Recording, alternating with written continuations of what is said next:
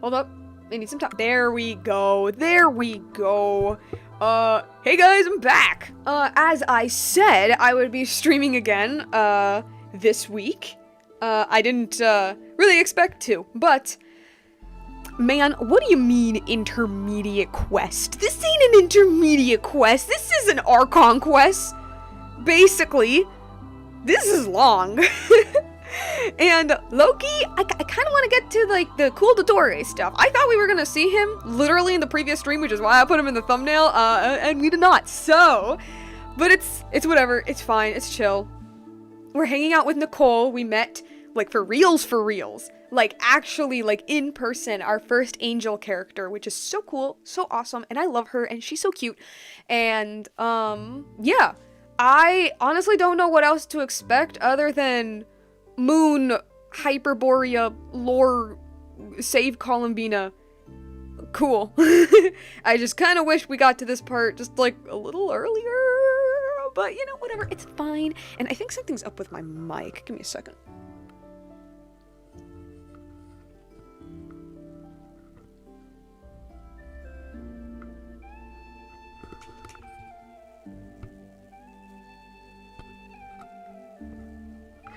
Okay, I don't know if it's better now. I don't know. I can't tell. Hopefully it is. Beats me. Okay. Yeah, no, I got nothing else other than let's just start. let's get back to the scary infinite void, plop up the game. See what's up. I need to get back up here. Where does her name rest? Now, if there's one thing I know about this, is that this is gonna be a long quest. Like, I know that. So I'm preparing myself mentally. So, because I know this part's gonna be pretty long. With my experiences, both acts are 8 hours, 4 hours each, and that's been that way since 6.0. Reading and understanding what you're seeing. Yeah. Which, like, devs, come on, I know you can, like, I'm not saying that everything should be, like, every story should only be, like, 2 hours long or anything. There's definitely a benefit to a longer story. But there's a long story, and then there's just dragging shit out. And, low-key feel like they're doing that. But whatever. I need to, like, get that teleporter. Okay, let's go back. Let's go back to where we were. Make it a long trek.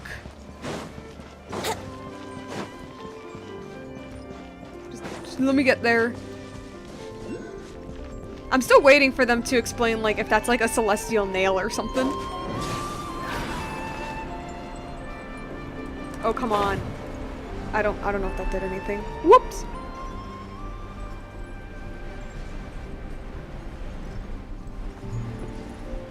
Can I still climb the rock?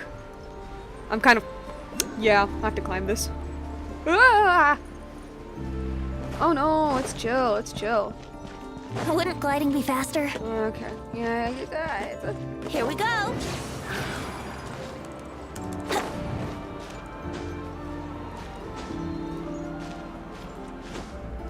Just making my way up the cliff. Oh, please. We're close. Hold up. I think I still have the music back on. Hold up a second. Whoa. Wrong one. I knew it! I knew the music was still on. My fault. Okay, let's go. Let's continue.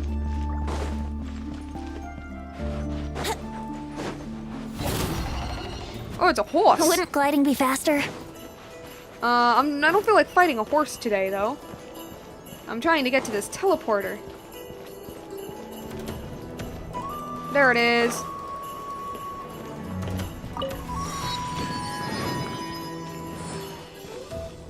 It's in the hole, in it.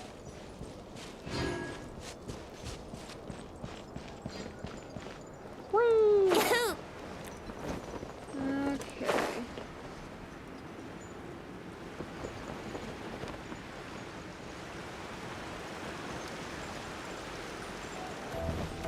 No. What are these little golden things? Ah, yes!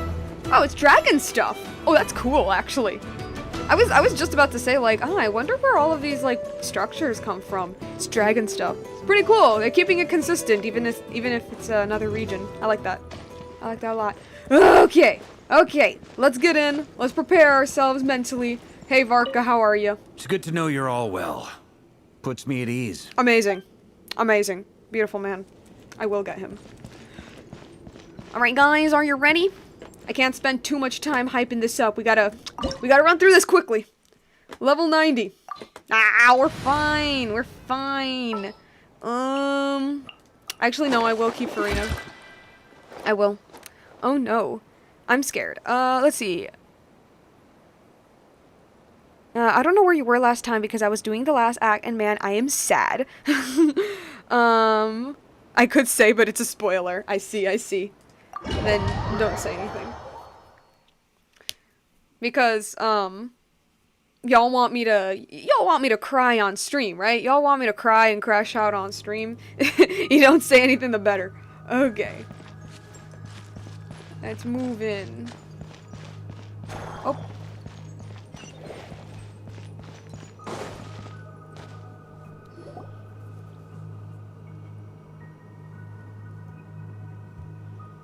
Are these people...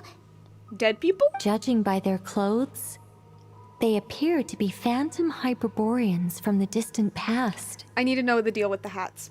That could mean they have some clues about the moon goddess's name, right?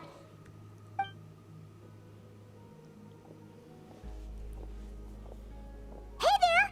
Could you tell us what the moon goddess's name is? Yeah, that's direct.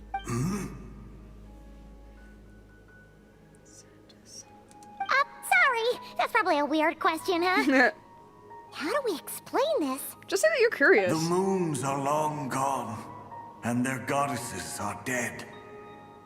Their names no longer mean anything. Okay, but, like, could you tell us what it is, though? When a new moon goddess is born, we will surely know her name. Dang it. We have used every last resource at our disposal. All that remains is to wait, patiently and quietly.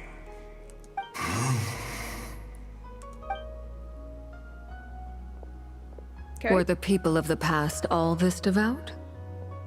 It looks like this phantom doesn't intend to converse with us any further. Surely the new moon goddess he speaks of must be Columbina. Alas, Kuthar's birth came long after the age in which he lived. Salvation did not come. But, maybe if we find a phantom from a more recent age, they might know Columbina's real name. True. But, like, wait. Keep an eye out. We Okay, should be I able know- to tell which era they're from by the clothes they wear. Cause, like, what I'm thinking is, I mean, I guess it wouldn't, obviously, cause, like, Columbina is like a reincarnation, sort of, kind of the, original Frost Moon. I'm just wondering, like, so, like, what's the name of the Frost Moon? And then I'm like, well, I mean, obviously the name of your previous incarnation wouldn't necessarily be yours. But I think by, like, a technicality, it would be the closest thing, right? I don't know, just thinking. Nicole? Nothing to say on the matter? Yeah, you've been pretty talkative this whole time. What changed? Oh, nothing. I'm fine. You all make good points. When the Hyperboreans speak of moon goddesses, they mean the three from truly ancient times. I can't imagine they would know anything about our current moon goddess. Makes sense. There once was a time when the moon goddesses blessed them greatly and protected them from harm. So, when the war between the gods and dragons plunged the world into chaos, it seems they looked once more to the moons for help, praying for a new goddess to be born. Okay. Yeah, that checks out. Makes sense, yeah. Let's continue on. Who knows what else we may discover.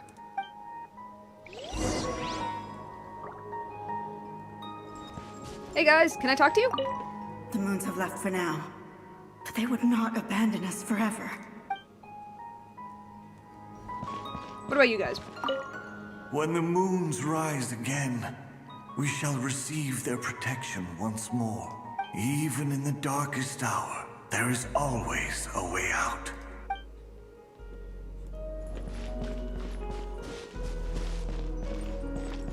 Yeah, this is really sad, honestly, considering the one Hyperborean we talked to in the last stream, where I mentioned that, like, in a sense, the War of Funerary Flame, which is like what they just went through, basically was the apocalypse. You know, like the Tevat of before that war and the Tevat of like now are so different. You know, the primordial civilization, all that. I talked about all this in the previous stream, but like, you know, I feel like I feel like, you know, you could see this and be like, oh, they're putting so much like hope in a god that they will not see in their lifetimes, but it's also kind of like this is literally like the only thing they have left, you know.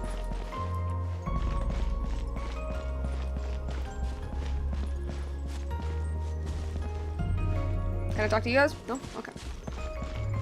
Is anything down here? Nope, just an abyss.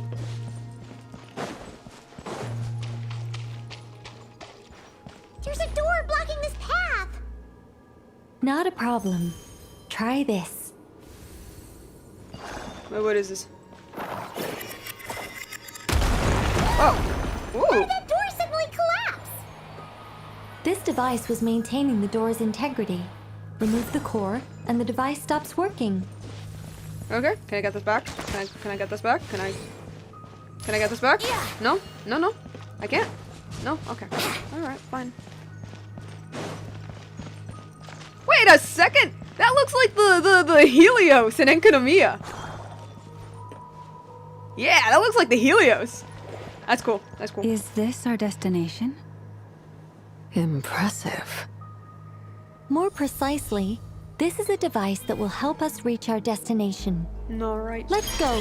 We still have a long distance to cover. So how different are the moon lanes from the spirit ways?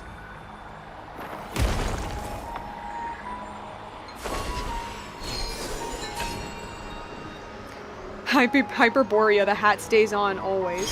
Good, as they should.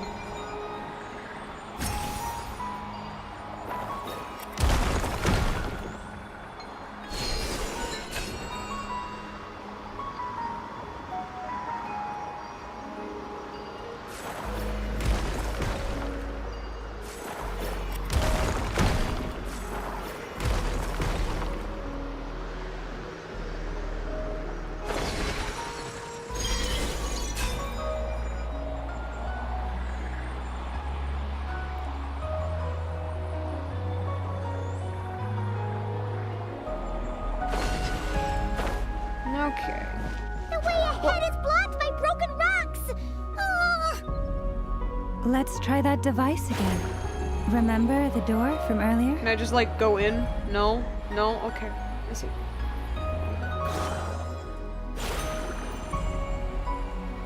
Oh.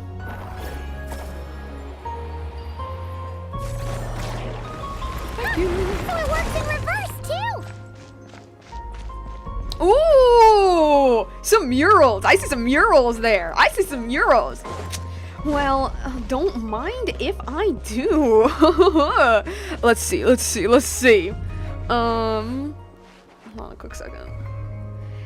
Head onto the rock I see. Oh, whoops. So let's take a look at these murals. We see are all Oh, man. phantoms, but the monsters are real. Duh. What a fascinating place. There'll be plenty of time to admire it later! Okay, I don't know if I can... Hey, Farina, can you... Strike a pose! Probably... Actually, no, just heal me. Just heal me. I don't know how useful. Yeah. Let's light it up! Honestly. Yahoo!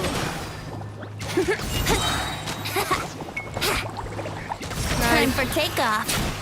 Can I do that, please? Maybe this team was not a good, not a good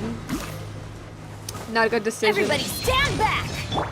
No. Actually, I'm- here. Live! Feel this ancient power. Bro, my albedo is not built. Not built at all. Yeah. But it buffs my venti, so, you know, sacrifices have to be made. I'll build him eventually. Come into being. That's good. Let's light it up! Let's play! Think you can get Can you away? guys die, please? Can you please die? Adventure time! Alright, can I look at the murals now? Actually, The Serena, show can you heal me? begins. Oh wait, no, we're good. We're good. We're good. Alright, let's see. Let's see this. Let's see this, guys. Which, I mean, let's see the middle one first. I don't want to get too close because I don't want to trigger the cutscene. Okay. Okay. So that is very clearly Nibelung, the Dragon King. That right there. 3 moons, a beam shooting from his mouth, and those 3 very clearly are the moon goddesses. Very clearly the moon goddesses. I do find it interesting that they look like they're in a cage. Now, whether or not that's real or that's like Hyperborean thought, I don't know. We'll figure it out. Here, yeah, those are the 3 again. I can't really think of anything other than those are just the 3. Sure, I'll play you another tune, but it'll cost you Yeah. an apple. They're in an order, aren't they? Yeah, those are the 3. Those are, oh wait, those are the 3 with Nibelung. This is obviously when they shatter. Well, 2 of them shatter. Metaphorical cage, yeah. Okay, so like the story that I'm gathering just from these 3, you know, they were the 3 moon goddesses, and then obviously, well, it looks to be that they're imprisoned by Nibelung, and then they eventually died. Now, of course, this could mean 2 things. This could mean that Nibelung actually imprisoned them, or because the Hyperboreans didn't know who Nibelung was, so when Nibelung returned, souped up on forbidden knowledge, you know, they obviously saw him as like a strange creature from beyond. They didn't know he was originally from Teyvat. And so him taking the moon goddesses, it could have just been that he was taking the moon goddesses back because they were his. But for the Hyperboreans, they could have thought, oh, they're imprisoning our gods.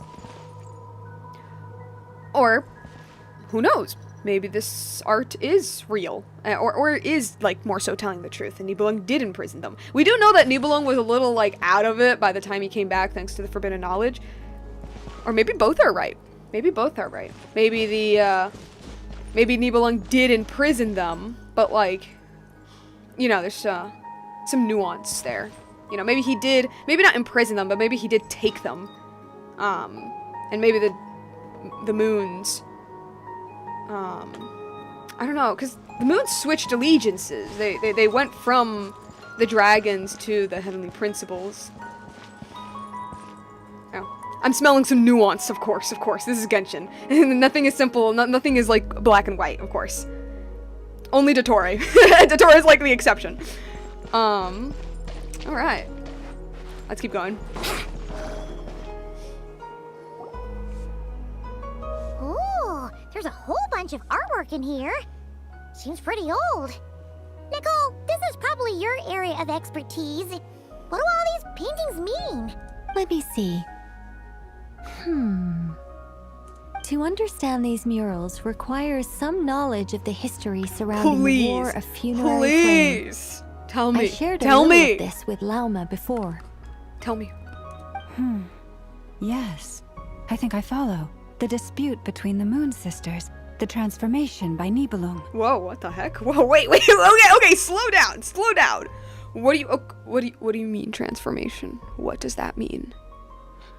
Sounds like a long story. Maybe it's one to save for when we get back. Dang it! Oh no, it's no trouble. I'd be delighted to share the tale again. Alright. Yes. Alright. Buckle up, guys, buckle up. Teyvat's 3 moons and their goddesses were brought into being by the will of Nibelung, the then ruler of Teyvat. Okay. So he did create them. But when the heavenly principles came, they changed the world completely, down to its very foundations. The moon goddesses were nowhere near strong enough to challenge this entity. but the heavenly principles did not view them as heretical entities that had to be removed. Essentially, the 3 moons existed to keep this planet alive and operational, which did not directly conflict with the heavenly principles' aims. Nevertheless, the inherent precariousness of this arrangement would soon be revealed. Okay. Nibelung returned. Yes. He did, and thus began the War of Funerary Flame, a battle for dominance between Nibelung and the heavenly principles. So obviously this was a theory for a pretty long time, a very accepted theory, that Nibelung was the second who came. But very nice that we get, like, direct confirmation. Discord would soon emerge between the 3 moon sisters. One would voice the opinion that they should follow Nibelung, for it was he who first hung the moons in the sky. Okay. Another would argue that taking sides in the conflict would only bring the world closer to ruin. There was no telling where it would lead, especially since their creator had returned, bearing the perilous power of the abyss. Yeah, and he also brought forbidden knowledge. Nibelung would eventually discover their disloyalty. He had all 3 imprisoned before transforming the moons into weapons with which to fight against the heavenly principles. Alright, alright. What? Weapons? Yes. The very moons that had once defended the planet became instruments of death and destruction, striking terror into the hearts of all living things. Okay. And although the heavenly principles and the 3 moon sisters had once been at peace, it now seemed that the moons posed an unacceptable threat to Teyvat. Okay, I see. Hold up, let me... What about the third? What about the third? Okay, so there's one... there's one who wanted to follow Nibelung. Another who was kind of in the in-between. What's with the third? You didn't talk about the third. Okay, keep going. It is possible that the heavenly principles did not know of the goddess's imprisonment. If so, the weaponization of the moons would surely have been viewed as an intentional breach of the peace agreement. That does make sense. That does make sense. And it does make sense that Nibelung could control them so easily, because, like, you know, he created them. What happens then? Regardless of who knew what, when, the heavenly principles shattered 2 moons and flung the other beyond the skies. Okay. Whether the goddesses managed to escape Nibelung's captivity after his fall, nobody knows. But this much is certain. From that day on, the moons no longer belonged to Teyvat. The rejections slowly drained their power until eventually they passed away. So that's the full story. You say the moons ceased belonging to Teyvat from then on. Why then would Columbina be born here? Because the moons were born there? That is perhaps due to the lingering connection between the Frost Moon, which was not shattered, and this world. You could see it as the 3 sisters' dying wish. Maybe knowledge of the third had been scrubbed out from records. That makes the most sense. I was also thinking that, like, you know, because what it felt like was, you know, one wanted to be loyal to Nibelung, the other was on the fence, and so it would make sense that the third would still be loyal to the heavenly principles. What if the Frost Moon, since the Frost Moon didn't shatter, what if the Frost Moon was the loyal one, and that's why HP, like, left the moon alone? I don't know. They never desired war. All they ever wished for was to protect this land. Nobody desires war. I see. Except the powers that be. If the final fate of the 3 goddesses is as you say, then Columbina faces the same grave danger. Our investigation has yet to bear fruit. We must hurry. Yeah, you're right. Let's keep going. That was good, though. That was some good lore. What the heck? So yeah, no, it's exactly what I thought. It's a massive, complicated mess. like all wars are, unfortunately. That's just the reality. They were used as weapons. HP probably didn't know. And so they saw it as like a breach of the peace treaty, basically. Yeah. Yeah. And I feel, I don't know. Because, like, there's like a lot of people, a lot of fans who are like, Wouldn't gliding be faster? oh, the Heavenly Principles, like, absolutely suck, and they should, like, give all of the land back to, like, the dragons and the Moon Sisters and the blah blah blah.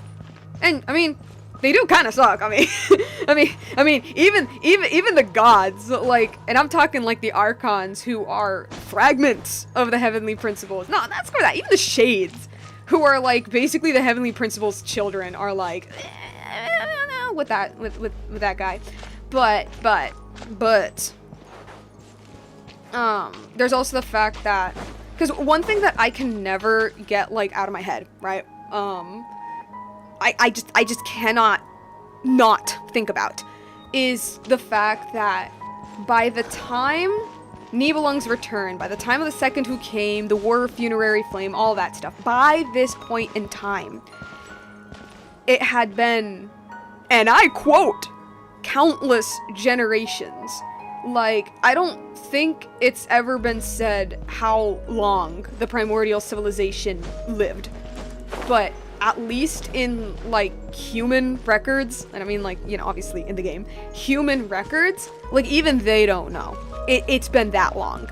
It's been forever, you know what I mean? Yeah, like, countless generations, and, you know, pretty much everything in Modern to that was created by the Heavenly Principles, you know what I mean? Like, the humans, the animals, the elemental system, that type of stuff, you know? And so it's like, what? Give the planet back to a cracked up being who most of his race wants to wipe out the people that have been living here forever? You know what I mean? It's... And so it's like, it adds a bit of a... It's very complex. And hey, can I need to use you.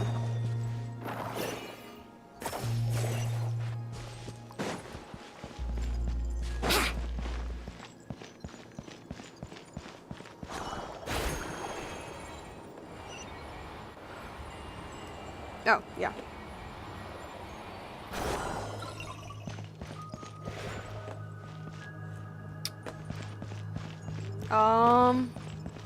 I think I missed something.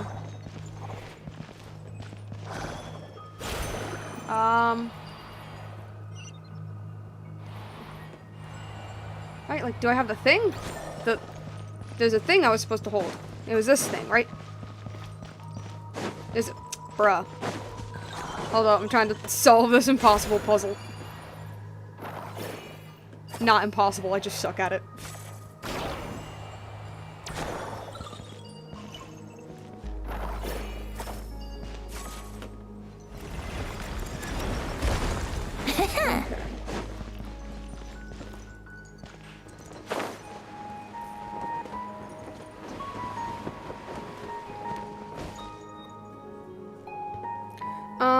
Heavenly Principles was already casting down nails on people before he returned, so the Dragon King isn't completely wrong. What, that the planet is his? I mean, that's true. The planet does belong to Nibelung. No duh.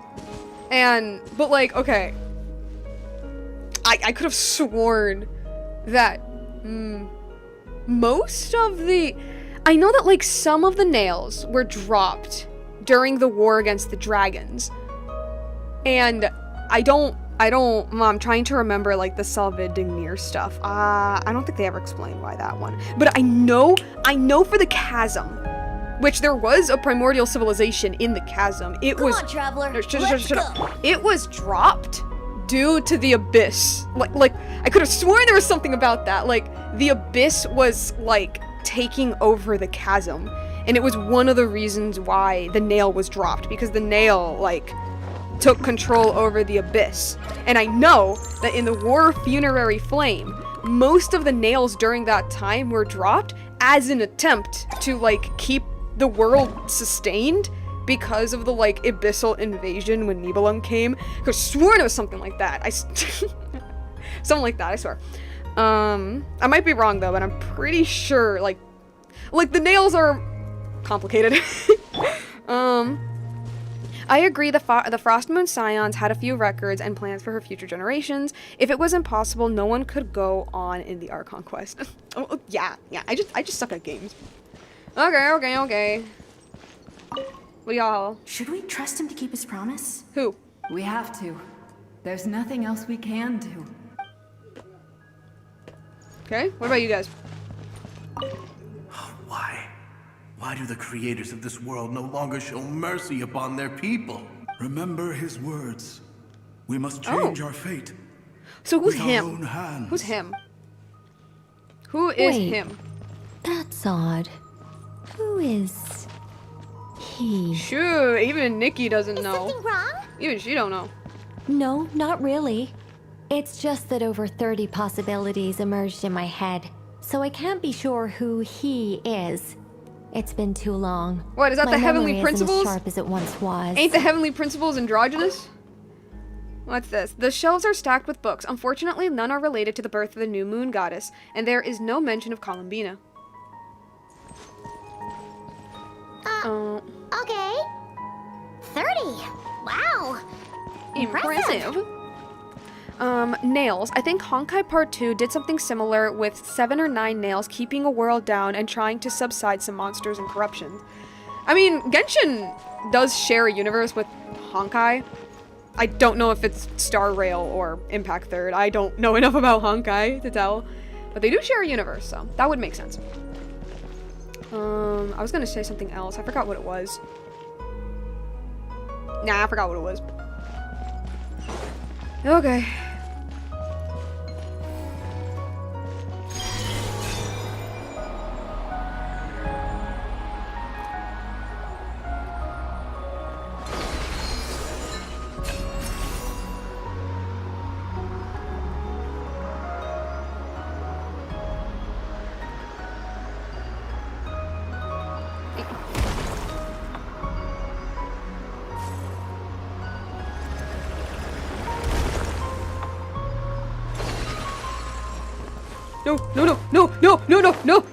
No. Oh my god. Okay.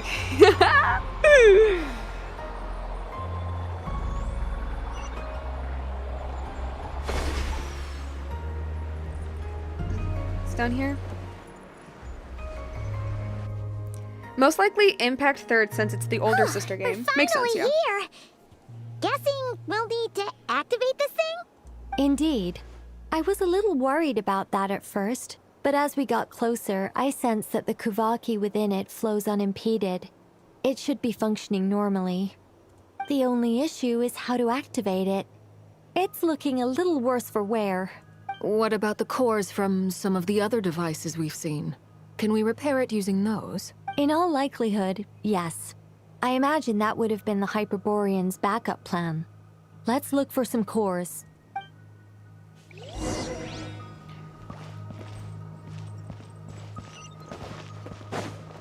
Find a way to activate the device.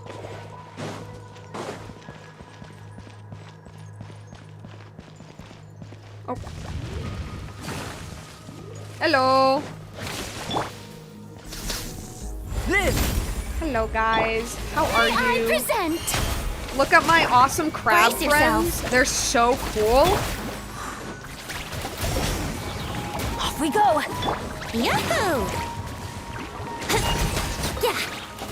No. No. Yeah. Coming to be! Here we go! Oh, okay. They're dead. Thank you. Did I miss anything else? Nope. Okay. Actually, Ah, the show begins. please, Farina, heal me.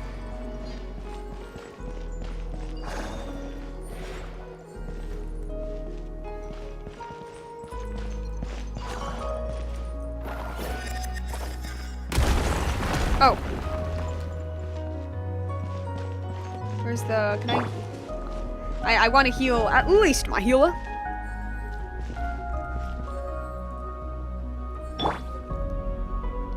Come on.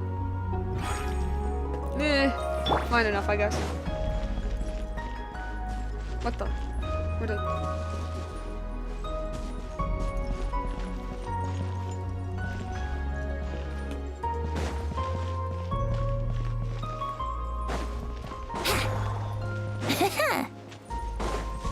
Oh, do I have to take it there? Okay, okay, okay.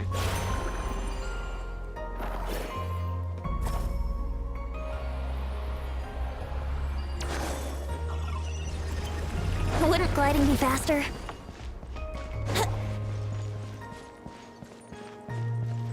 Paimon found a core! But how do we get across? There's a chest in there. Walk up, then jump down. Just walk up.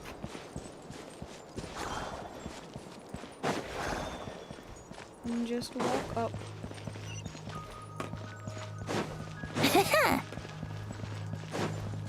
Well.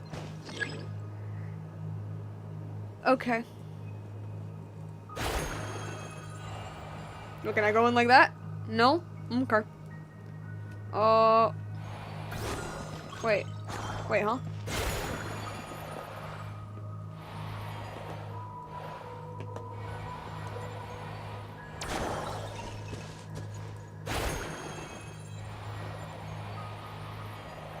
I'm supposed to, like, place something.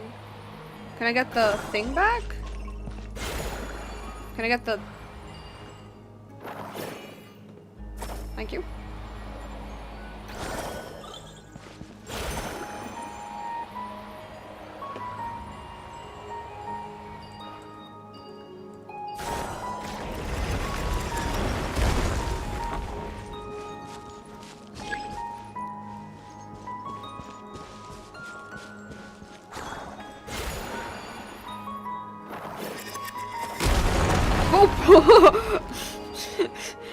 Oh, though we were pretty lucky that we were in the little spirit state, or else we would have been crushed.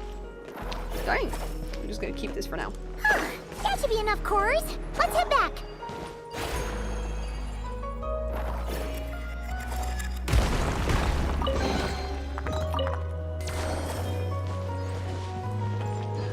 Let me just grab these little things. Oh, is one left behind? Yeah, they are. Okay. Oh, let's see. I see. What the? Wait.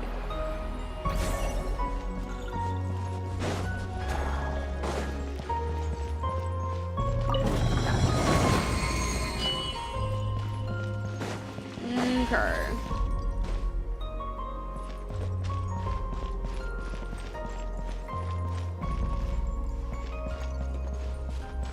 Wait, I'm confused.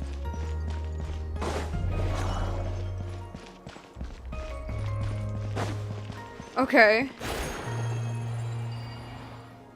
Have this. But what do I... Okay.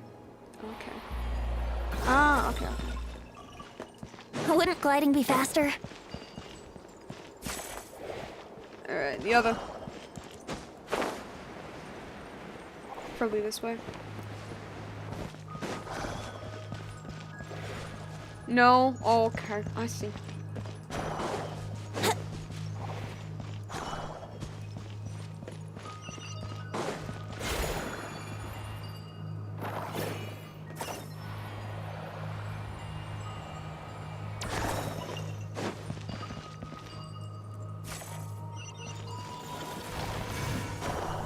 Okay.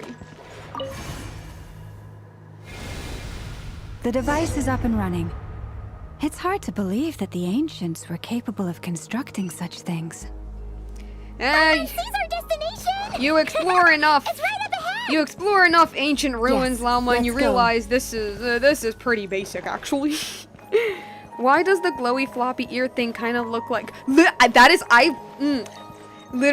that is the only thing I think about. Same with what's his name? Cinnamon Bun? Something like that with like Sanrio, you know, like Hello Kitty, right? There's like Hello Kitty and Karumi and My Melody, like the Hello Kitty cast.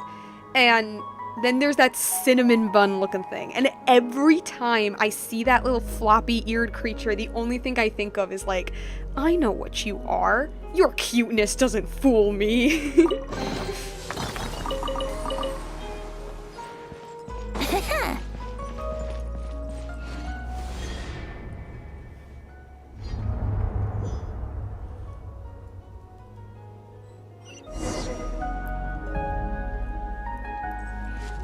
Ooh.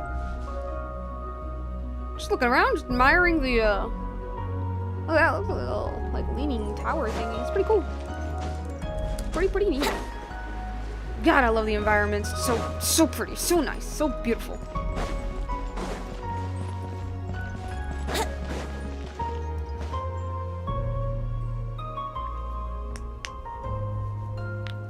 See a statue with a broken head. This is where part. the people of Hyperborea communicated with the moons. We need only place the moon marrow upon this platform on Moon Prayer Night, and we shall be able to open a portal to the moon and send our moon goddess back home. The assumption being, of course, that we can find her first. I've got a question. The moon is beyond the sky, right? That's right. You want to know if it's safe there, don't you? Exactly. It might have been corrupted by the abyss. And yet, she has no choice but to return. You know this. I'm not saying as in, oh yeah, like Nikki's got a point, but I mean, yeah, she has a point, but like I love that they do acknowledge that the outside of Teyvat is dangerous. I love that. I say this because this is usually something that you have to like really look into the lore to like figure out. You know, you gotta be one of those lore players to fully understand that like, wait, no, the barrier has like a purpose, and it's the fact that Teyvat, well, more so the outside of it is in constant danger. Teyvat is in constant danger. That's not the only issue here. This is the end of the line, right? We've explored everything we can. And despite looking at historical artwork and talking to people from Hyperborean times, we're still no closer to learning Columbina's name. If it's not too much trouble, could you tell me exactly what Alice said to you about finding her name? Oh, sure. What she said was... Then your first job is to find it. As a moon goddess, I'm sure she must have a name she identifies with. Neither Columbina nor Kutar is her true name, and she's never really accepted either of them. Is it not also possible that she has never had a true name? Not at any point in history? I don't know, man. I thought that was low-key obvious. But I'm just saying, I thought that was low-key obvious. You know, she was born, and then the people gave her the name Kutar. And then she joins the Fatui, and the Fatui gives her the name Columbina. You know what I mean?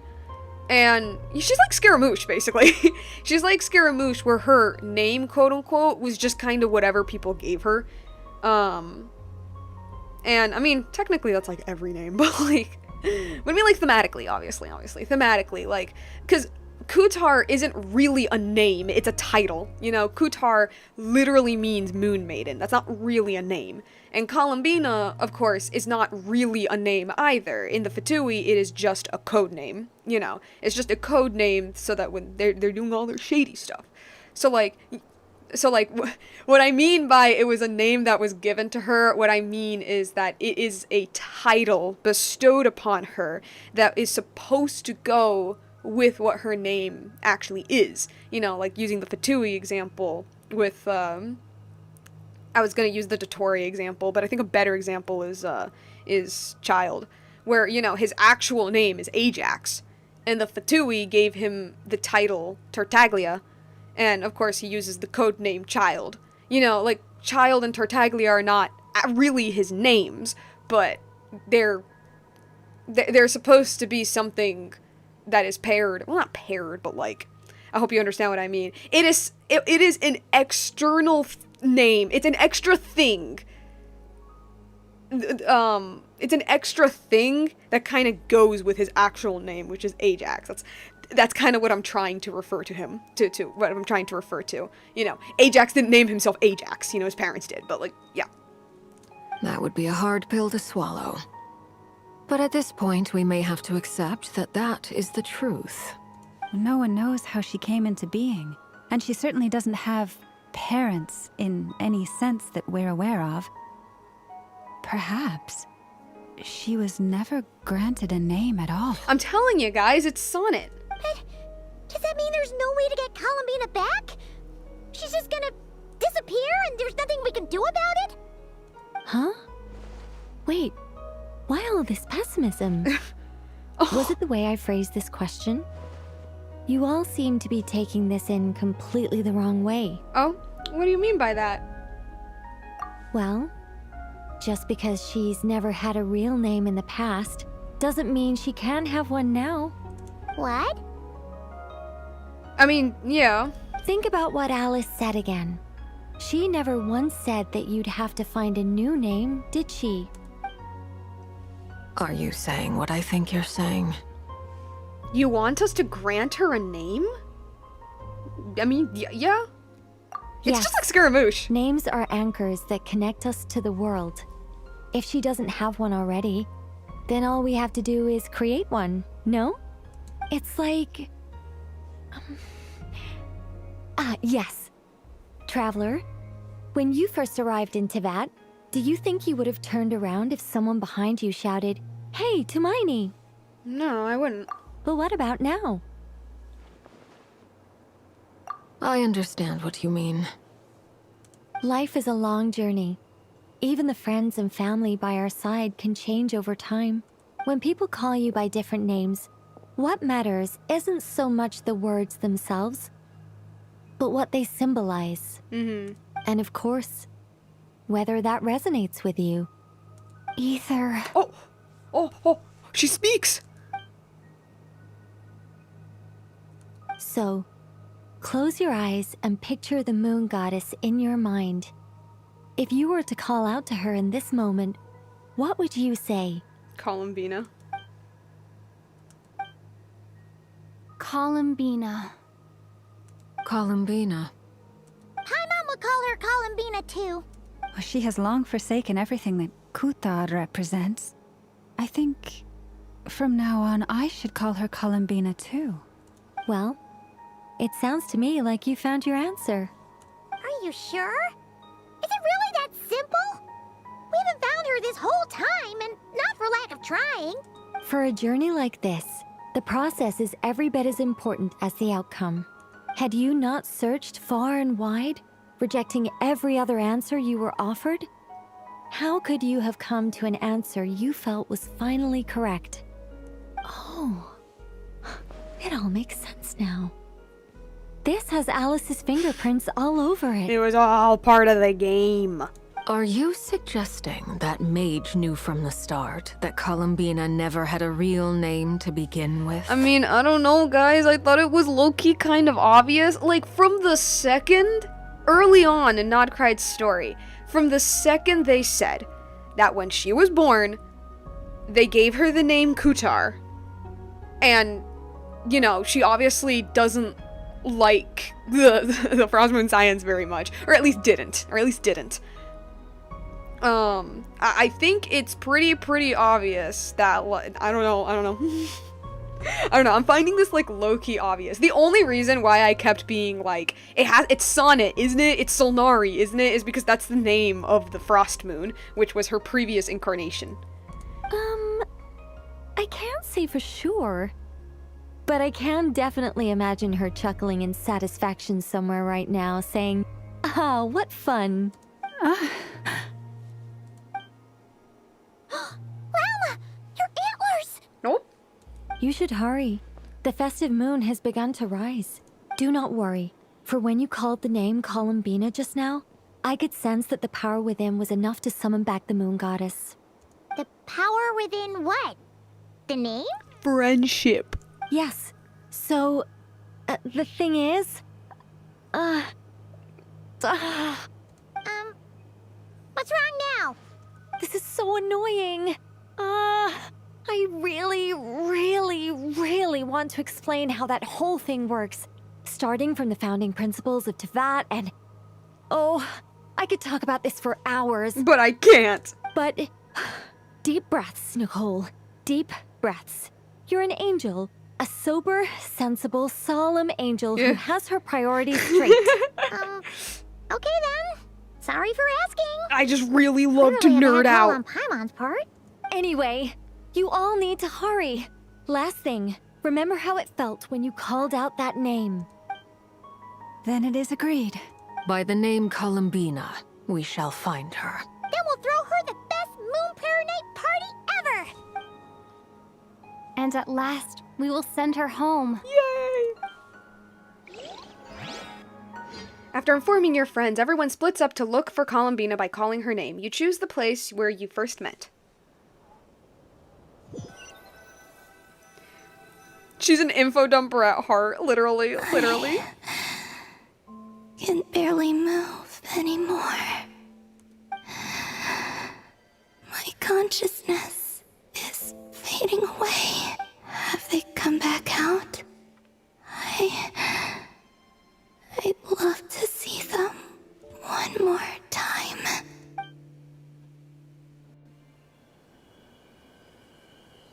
Cutscene. They didn't make it.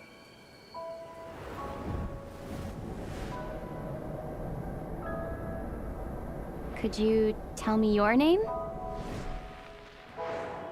My name is... Columbina! Oh! Columbina! Are you here? Oh no, this is gonna make me cry. That's the name you gave when we first met. Uh-huh. And it's what I've called you ever since. Columbina. It's a fine name.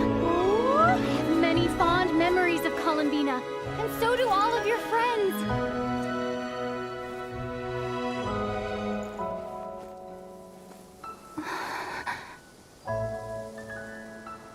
If you like this name...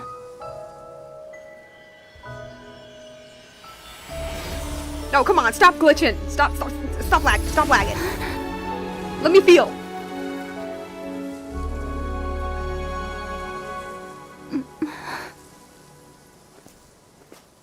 Looking for me? I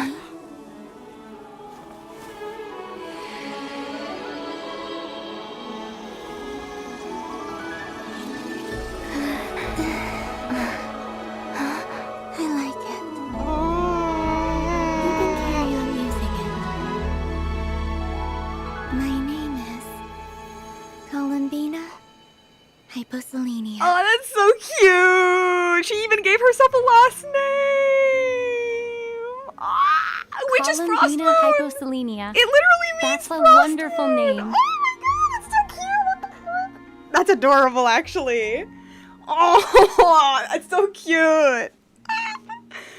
For the record, I teared up. I get little tears in my eyes. What the heck? Oh, it's so sweet.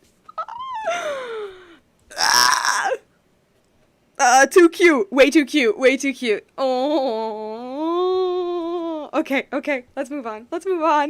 I never thought that Columbina would become my real name. Well, now it is. But after I met you and my other friends, the things that this name stood for slowly began to change. Man. It went from being a Fatui code name to something my friends call me. How much she's changed since we first met. She never used to share her innermost thoughts. What is it? Why aren't you saying anything? I'm just so happy for you. Thank you. So, where's everyone else? They're We waiting can go for and meet you. them very soon. Everyone went to different places to try calling your name. Great. I'd like to thank them as well. Everyone's done so much for me. Searching for my name, entering those ancient ruins. Huh? Wait, so you were... I was watching Yes. you. I was there. Not physically, but my consciousness was still holding on. I followed you the whole way. Starting from when? You turned around and called out my name while you were in Nasha Town. Do you remember? Ah, so that's what that was. One day I said to myself, why I play this game, why I play this game, then why make me cry? And I understand this is why. They make me emotional. Literally. I could have sworn I felt someone pat me on the back. And deep down, I think I knew that it was Columbina. Let's go. We don't want to keep them waiting. Sure. In that case, come with me. But... Hmm? Before that... Could you call my name one more time? Sure. Come with me, Columbina Hyposelenia.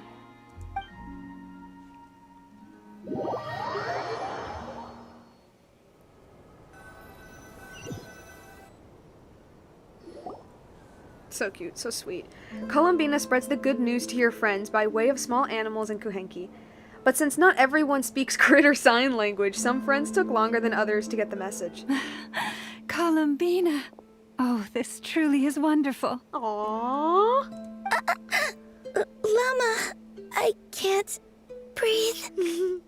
Ha ha! Just in time for Moon Prayer Night. It's good to have you back, Miss Columbina. I love that Varka's considered one of her friends. Yeah, we were That's worried great. sick. Thank you, my friends. With your help, I now have a name that belongs to me. It rhymes too, it does. Columbina Hyposelenia. Where's the second half from? You added it yourself? It means frost moon. That's right. It means... Born beneath the moon. No, it doesn't. No, it doesn't. No, hypo means cold. You know, like hypothermia, it means cold. And selenia is clearly derived from Selene, which is from the moon. It literally means cold moon. It's frost moon. Come on. Yes. And by extension, it can also mean born beneath this world. Bullshit, that's not what it means. It literally means frost moon, guys. Come on, come on, like, come on. A fine name. It's cute. It's really cute, but I don't think it's that deep.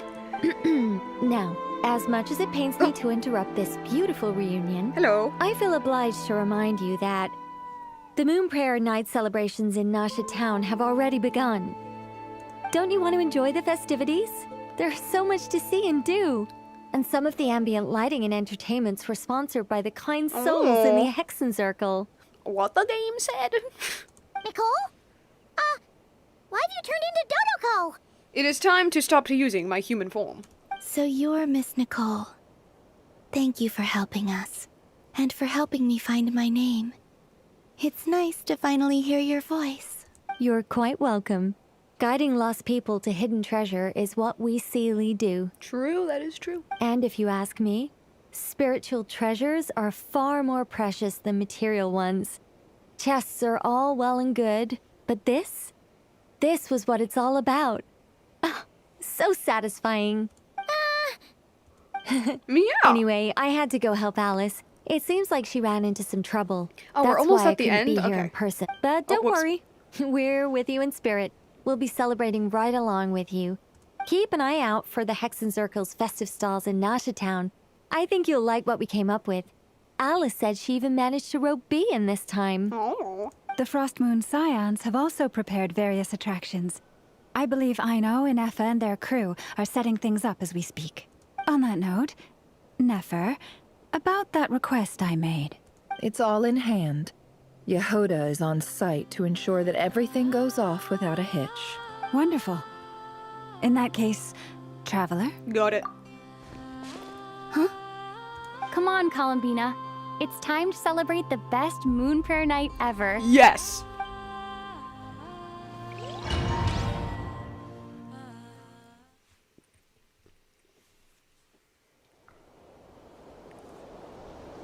I like Ryan Daughter's Dodoko.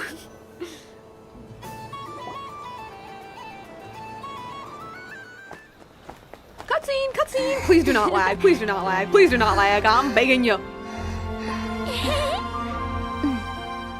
Hey, young lady. Aww. Would you like some Moon Prayer Night candy? And they have no idea. Happy Moon Prayer Night. Oh, yeah. I almost forgot to say.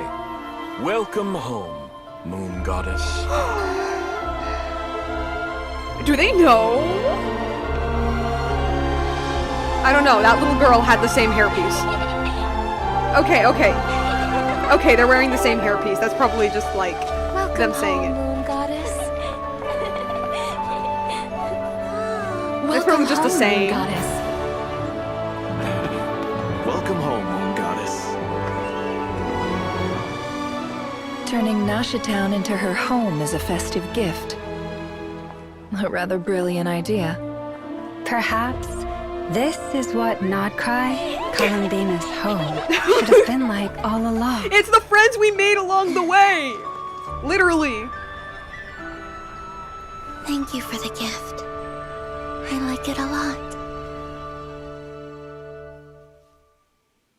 It was literally the friends we made along the way. Nod Krai is the friends we made along the way, guys. Like the surprise of my life. Do you like it? I do.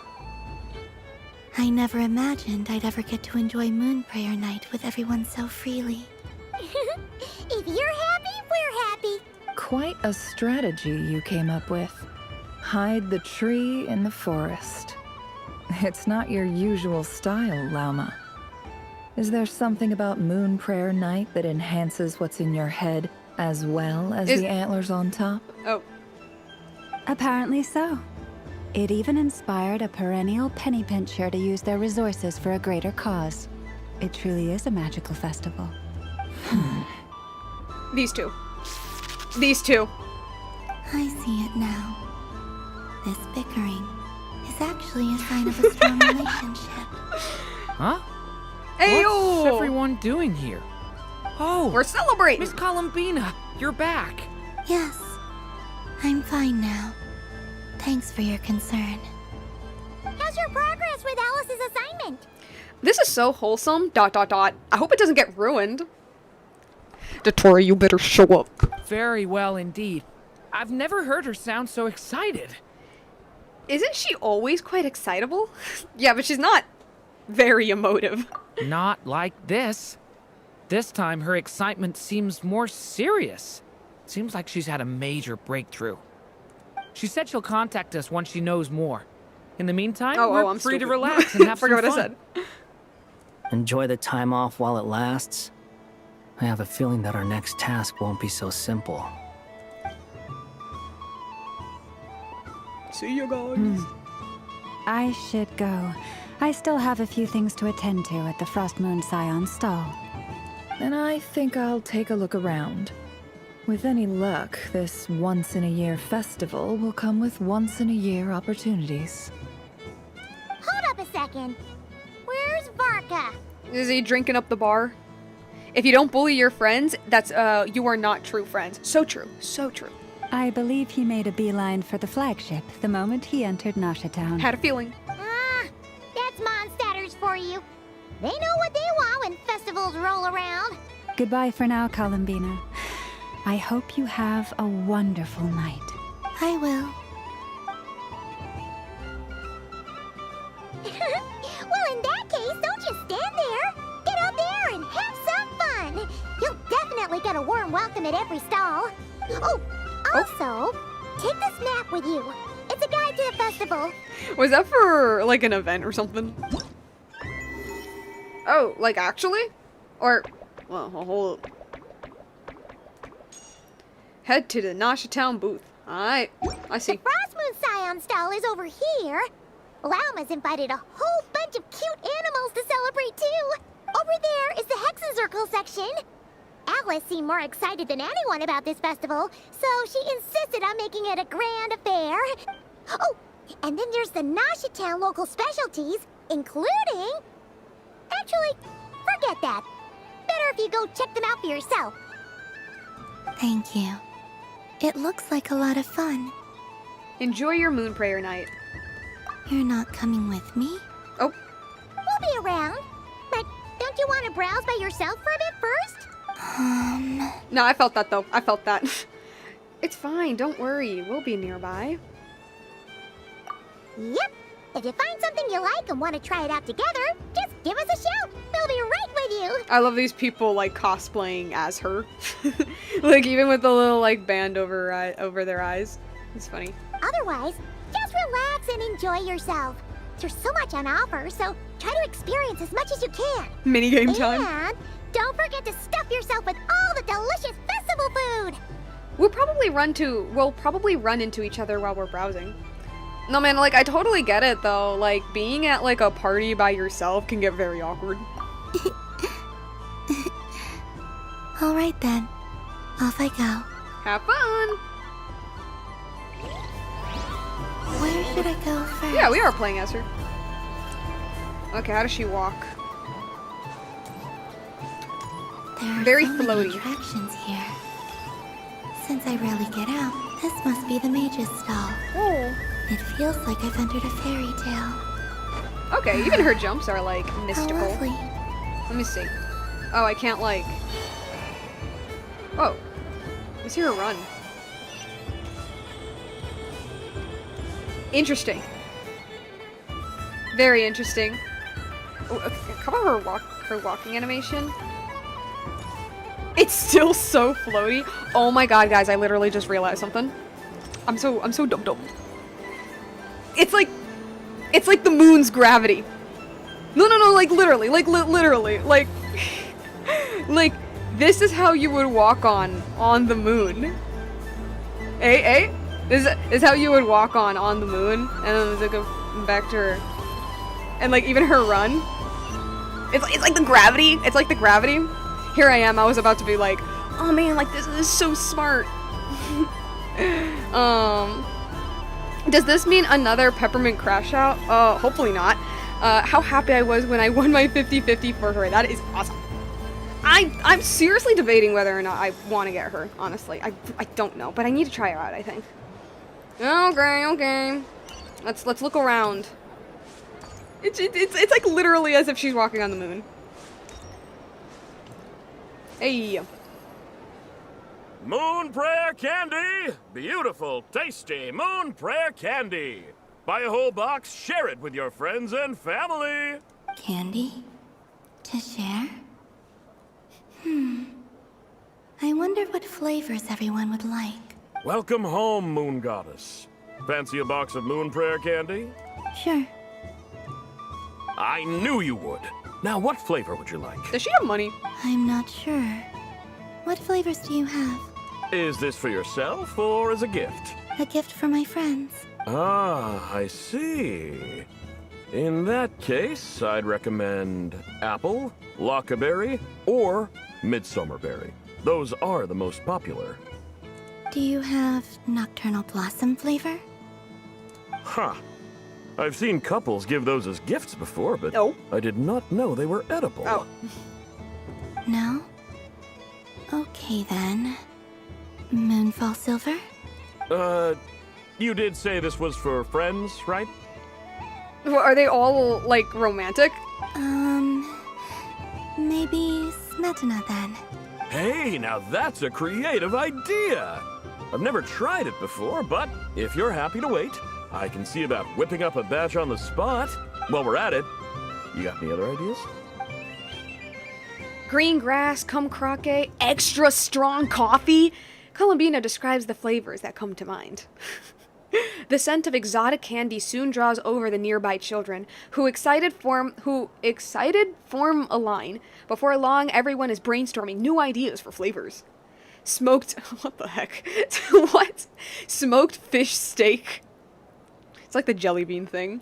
Berries and fried meat, rain-soaked moon prayer blossom. The stall owner, peppered with expectant gazes on every side, lets his courage soar free, and colorful candies are placed in box, one after another. Here you go. Every flavor you asked for is in there. Awesome. Thank you. I should be the one thanking you. It's literally jelly beans. You brought me a whole bunch of new business. It's like a genuine blessing from the moon goddess. Whoa. Wait, with the jelly bean thing, hold up. It's like there's like a white jelly bean, right? And you don't know if it's vanilla or if it's baby wipes. You know what I mean? I hope you and your friends have a lovely night. Cute. Ah, so this is what it is. Alright, I'll see. Next. Oh, we just walk around, I guess. Hey, yo, does nobody notice the strange girl in cosplay literally walking around, like, with minimal gravity? Well, Yo. look who it is. I heard someone went and disappeared on us the moment we let her out of our sight. Yeah? They looked all over for you. Hey, Sandrone. Frankly, I didn't think you'd be back for Moon Prayer Night. I thought you died. Were you worried about me, Sandrone? You would like that, wouldn't you? Do you even hear what you're saying? Thank the moon goddess. Who's gonna tell him? It seems to me Not that her. you disguised yourself with festive headgear. Bruh. Just so that you could come see me on Moon Prayer Night and make sure I'm okay. You didn't even bring Polonia with you. You? I thought you couldn't see. Yeah, what's with that? I cannot. But I sense the confusion of those around us rippling through the Kuvaki currents. Huh. So she's like, So she's like Toph then?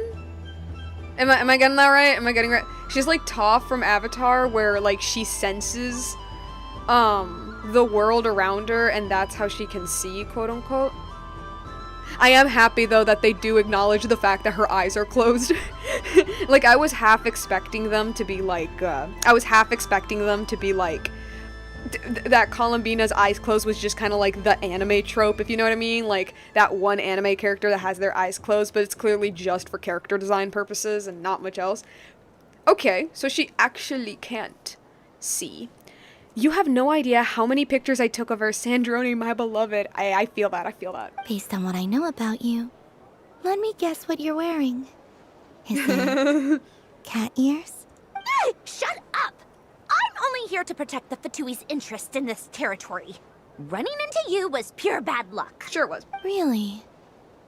But you were the one who asked Arlecchino to help everyone find my name. I was there. Columbina! Ugh! Just one more word, and I'll unscrew your vocal cords. Hello.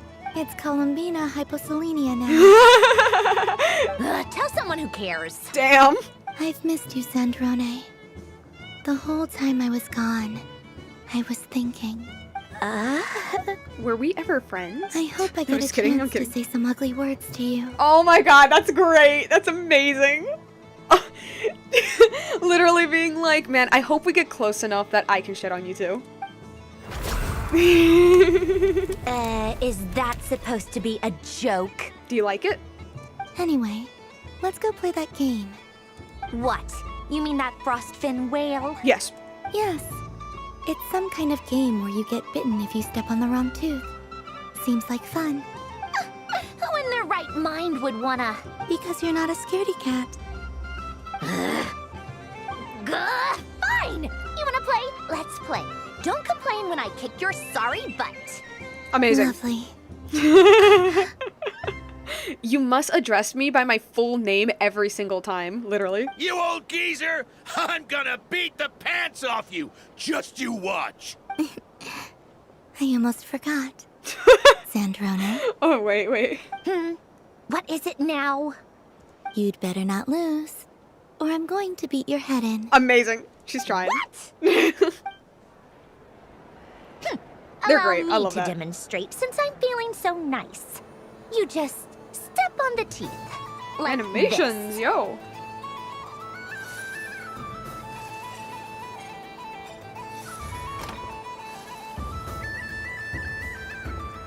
Just step in the other one? Which should I pick? I'm getting a bad feeling from this one. Fencing Kuvaki doesn't count as cheating, right? Well, I mean, if it's the only way you can see, I guess. Your turn, Sandrone.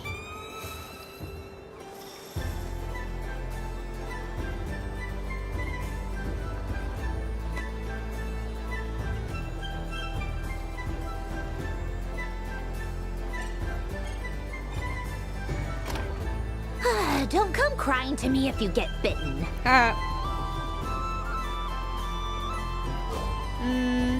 What about this one? There are less and less teeth remaining. There's only 2.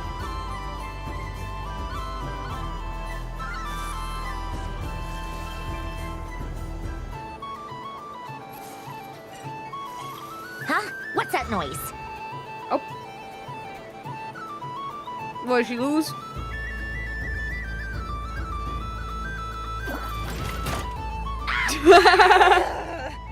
Bruh. I think you might have picked a bad tooth, Sandrone. Hey, ain't this a bit dangerous for children? Shut it! Do you need any help? It seems like you're stuck. No! It's just a blasted toy! Yeah. How is its grip this strong? This is not safe for children. Stop laughing! All right. Well, you lost. So just like I promised. Hey! What are you doing? Are you seriously? Hiya! Why, you... Oh, just you wait! Rematch! Amazing. Are you all right, Sandrone? That was quite a strong bite. Are your clockwork parts? Again, is this safe for children? Quit your fussing! I don't need it! All right. I'll go first this time. Will she deliberately go one that bites? Their dynamic is so funny. It is hilarious. I see it now. She can sense which teeth are red. So I just need to avoid the same ones that she does.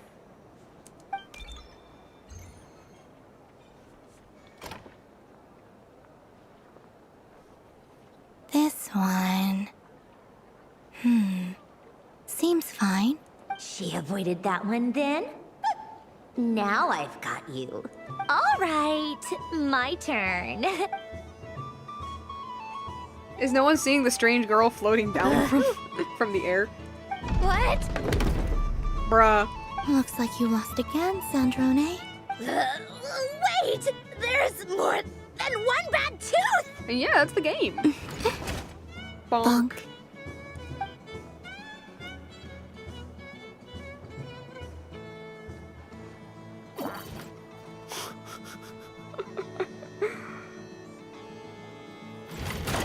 Dang.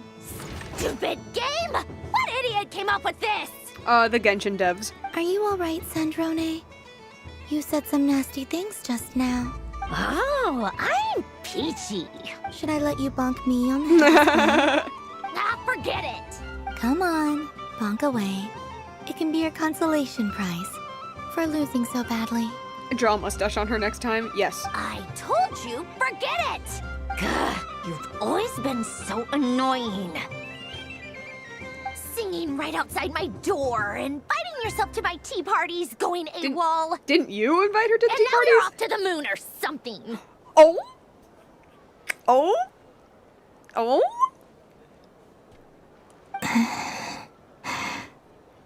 Of all my days with the Fatui, the times I spent with you, Arlecchino, and Rosaline. Dang. They were my favorite. Dang, bringing up Signora. I will not forget them. Just as I shall not forget this moment.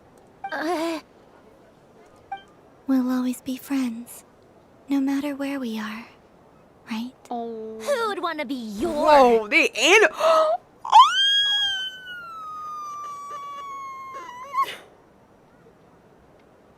I'll miss you. Oh my Sandrone. gosh. Hug her, hug her, hug her.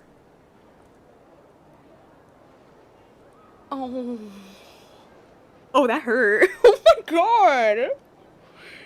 Yo, that hurt! Goodbye, Sandrone. Oh my god.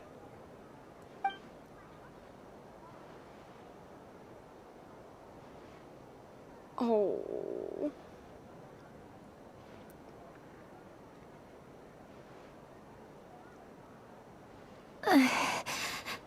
I'll miss you too, Columbina. Yo, this is actually like making me tear up. Sorry, what was that? Paimon, stop. Oh my god. Yo, that got heavy. Looking everywhere for you.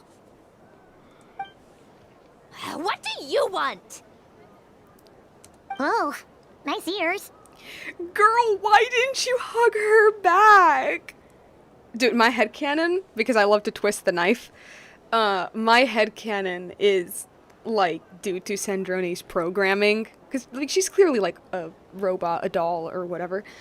Like, it's my headcanon that, like, her programming, like, makes her, like, for lack of a better word, bitchy. Right? And so, like, it's like, no matter how much she wants... Again, this is pure headcanon currently of mine. No matter how much she wants to, like, show affection, hug, like, actually say something nice, like, her programming prevents her. Or maybe... I mean, yeah, I can go programming. I mean, she's clearly, like, a... Yeah, she's like a doll thing. Oh. Nice ears. They don't match your vibe. They really suit you. I'll go with the first one. What do you want? Not like it mattered. This. Huh? It's your turn to draw something. You're one of her friends too, aren't you? Doesn't know how lucky she is. I think she knows how lucky she is. Sorry? Nothing. I'm done. Take it. Actually, this is a neat headcanon. I mean, yeah. I mean, it makes sense to me, considering that, like, I said a million times, she is not human. She's clearly a robot, or a doll, or a machine. Like, she's clearly, like, a created thing. And I know there's this, like, theory floating around that Elaine Gayentine built her as an attempt to, like, recreate his sister. And this is where it gets to my headcanon, where, if he was trying to, like, recreate his sister, in doll form, you know, maybe in his memory, his sister was a kind of a bitch. So he programmed her to be like that. But because she's a machine from, like, 400 years ago, made by a human, you know, it's not made by, like, a mage or a god or anything, you know, she's still very programmed-y. Yeah, that's just my thought. Oh, that was fast. Oh, and one more thing. Last time we spoke, you mentioned you were interested in the Narcissan Kreuz Ordo's research, remember? There were too many people when we last met, so we didn't get the chance to do this. What are you talking about? We'd like you to have a look at this. Oh. Okay, are we bringing this up? Are we bringing this up, actually? This is... Oh. Alain, Renee, and Marianne. And this. Huh. The Holy Blade. A savior's plaything. You don't approve of their goals? It's not about whether I approve or not. These people, they would sacrifice themselves for the sake of the world.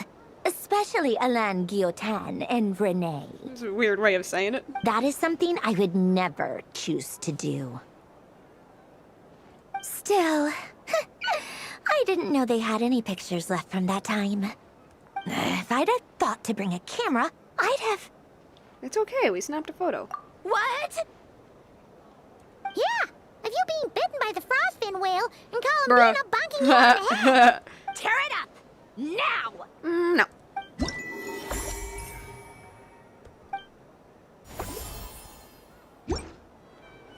Oh, that one hurt. Oh my god. That was evil. That was straight evil. What's there to see on that moon anyway? Let her go up there and cry alone. See if I care. Baka. Would you like some moon prayer candy? You're giving me candy? Mm-hmm. That isn't like you. This had better not be some weird prank. Coffee flavor? I thought you hated coffee.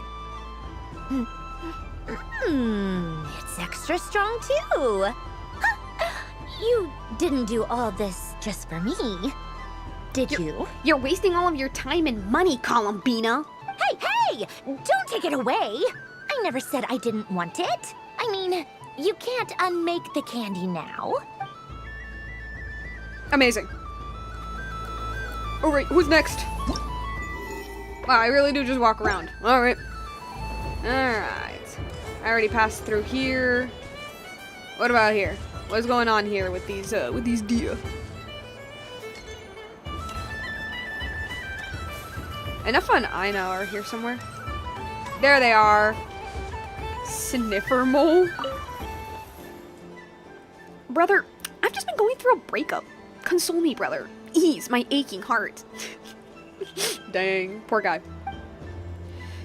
What was it you told me a while back? The scent of love is in the air. So I thought, but alas, 'twas with the scent. Oh my god, 'twas was the scent of dirt in the ground. Oh yeah? Well, I'm sorry, but it sounds like your dumb nose is playing tricks on you. Okay, sure, all right. She's such a tsundere, very much.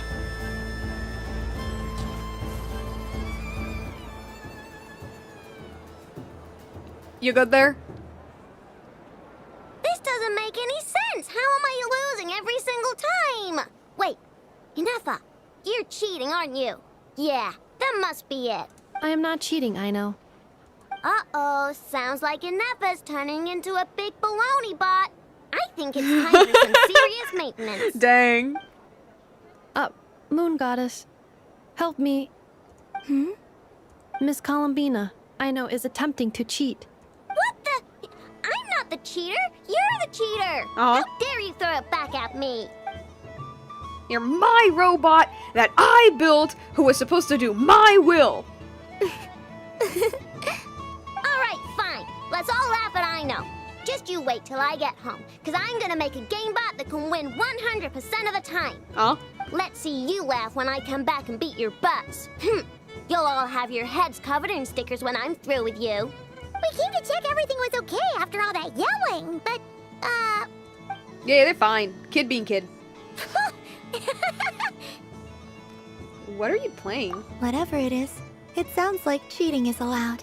Amazing. Kuhenki concentration. Then it is. Each player starts with differently colored kuhenki. When a player has two kuhenki of the same color, they make a pair and can be discarded. Any that can't form a pair must be kept. The round ends when a player can't form any more kuhenki pairs, and that player gets a sticker. Ooh! Can 4 people play as well? That is fine, so long as the turn order is fixed beforehand. Alrighty then. In that case, the 2 of us will join as one team. Okay, but if you lose, you're both getting stickered. I don't want to hear any excuses. Sure. And if we win? If you win, only one of you gets to sticker someone else. I have taken to calling this. I know logic. Okay. Hey, lay off me, alright? Okay, so we're starting the game from scratch again, which means all my stickers so far don't count. Alright. Looks like Luonatar is the Kuhenki of honor for this game. Anyway, let's go clockwise, starting from Inefa.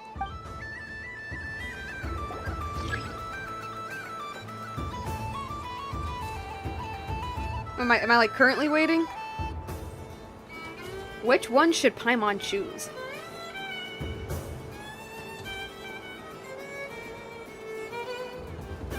Okay, this one it is.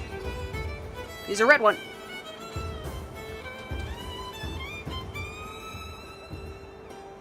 Nice! That's a pair!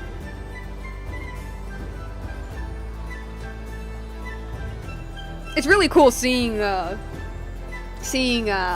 go, fly! like the characters like move by themselves, you know, for like these types of cutscenes. Select the purple box or the yellow. I will go with purple because it's the closest to the cosmos. That's a blue one. Go on. Whatever, not like she can see them anyway.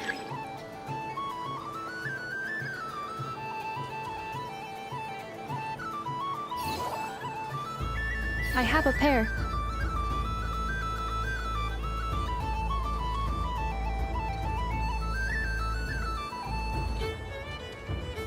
Uh-oh! We gotta pick up the pace!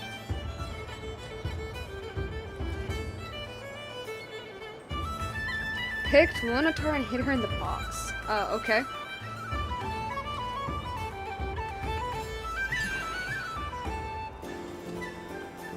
It seemed Aino couldn't form a pair. Let's see. Purple. Or Pyro Slime Box.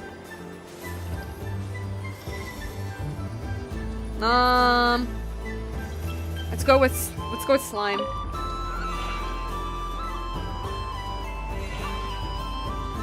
I win. I'm gonna be honest, I don't understand the rules of this game.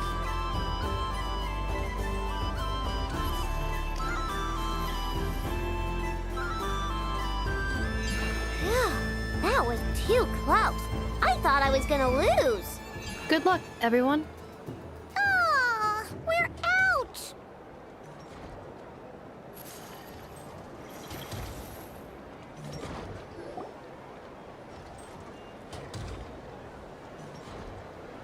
Yeah, stickers. Let me pick a good one. What's it gonna be? You're looking very pleased with yourself there. What happened to being a huge Grumposaurus? I won. Duh.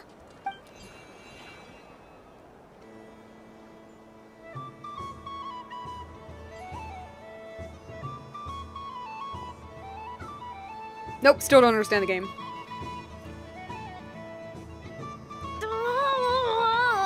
Me again? Don't fidget too much, Aino, or the sticker's going to fall off. I don't care. If it falls off, it falls off. If a pair of Kuhenki get discarded, why not a pair of stickers? Huh? Huh?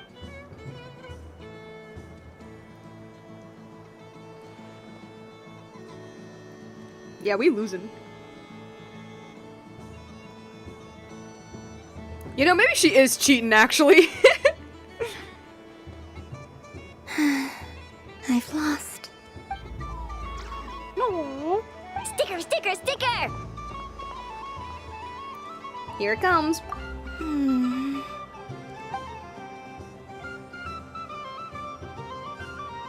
Cute! You think so? Shame. I can't see it for myself. Dang. What did Luanatar say?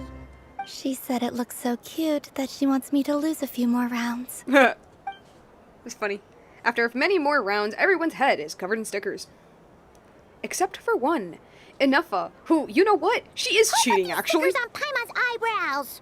Ugh, she can barely see. All right, now, I think we got enough evidence to prove that there's a serious problem here. Agreed. Yes, I agree as well. The culprit is... Inefa! Culprit? What did I do? Quit acting dumb, Inefa. You're not wriggling your way out of this one. I've been watching you. Not only did you remember whose side Luanatar started at, but every time someone drew a Kuhenki, you were logging it and calculating possibility. Which Kuhenki makes sense. were gone, who had what color Kuhenki in their hand, even our facial expressions. You were keeping track of it the entire time. Smart robot. Exactly! What Aino said! Putting aside the fact that running calculations is not against the game rules. Love that. Do you have any evidence to support your allegations? The evidence is you're a robot. But that's not against the rules either. I love the technicalities. So she admits it. She certainly does. Alright, everyone grab a sticker. It's time to get Inefa back. but... Take that! Haha.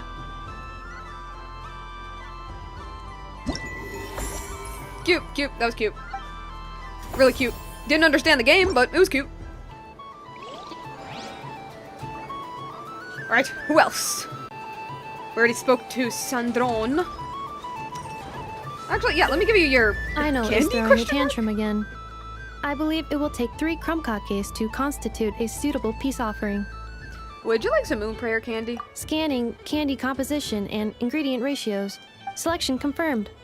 I would like the crumb-kake flavor. Can you even eat? Flavor profile simulates real crumb-kakes with 27% accuracy. Love that.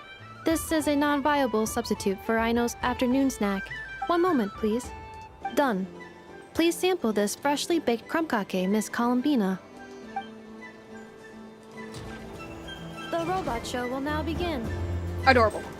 Ooh, where'd she go? Where did... You! Oh! Can I not give her... Well, I mean, I guess the candy was for her. Alright.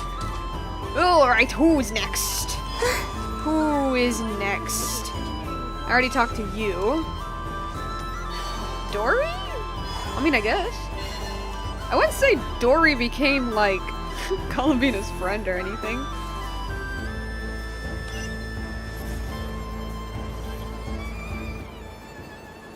But I was aiming right at it. Aw, what a pity. Oh my I saw it with my god. eyes. You were so close. Bro, she's running So carnival very games. close. That's not true. It dodged out of the way right as I was about to snag it. I'm sorry? You heard me. This paper frog can move. I swear. This game is rigged. What? What? Whose stream? Dear, oh dear, what are you saying? How could a paper frog move? Unless you believe there really is magic in this world. Girl. But even if I, the mere humble merchant that Girl. I am, knew such magic, Uh-huh. surely I would not use it on a paper frog. I'd sooner give Mora legs, so it could walk right into my purse. My dear, dear customer, why not have one more try? This time I'll give you 12% off. A very generous discount for one of my 12% most regular off. customers. Oh my god. Just think about how much experience you have under your belt now. You're sure to win the next one. Darn. I used up all my coins. I'll be right back. Just gonna fetch some more from my house. Take your time, but don't take too long. This event is Moon Prayer Night only. Miss it, and you'll have to wait a whole year before I'm back. Girl, what is this? Next customer, please. Welcome. But I don't have money. Whoa, whoa! What's this big one doing over here? How do I tell my employees not to go running around this time? Shooting them a glance won't work. I haven't known them long enough. Dory? Why, hello there, Miss Columbina. Would you like to play my ring toss game? The rules are very simple, and it's easy to get the hang of. How much for a round? Oh, How much for a round? First time's free, not a single mora. After that, well, we can cross that bridge if and when we come to it. Genshin itself. But with your sharp eye, I mean, sharp skills, I'm sure you'll win all the prizes in one fell swoop. Yeah. That was an obvious enough hint for them, right? Right? Okay. Alright, let's play this rigged game.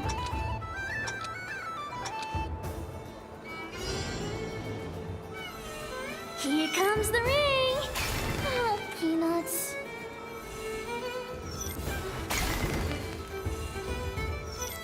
Change track. She's making her bank. Roselle, should we move or not? Just a tiny bit. All right, then I'll... Oh, sugar plums, not the clock hands. How do I move the legs again? Dum-dum. Stop it! Stop it! Dodging! Alright, and you... Yay! I am the best ring toss player in the world. Let's see now. Let's see. Wow, very good. That's the highest score we've had all night. And here's your prize. Now, how about another round? As for the cost...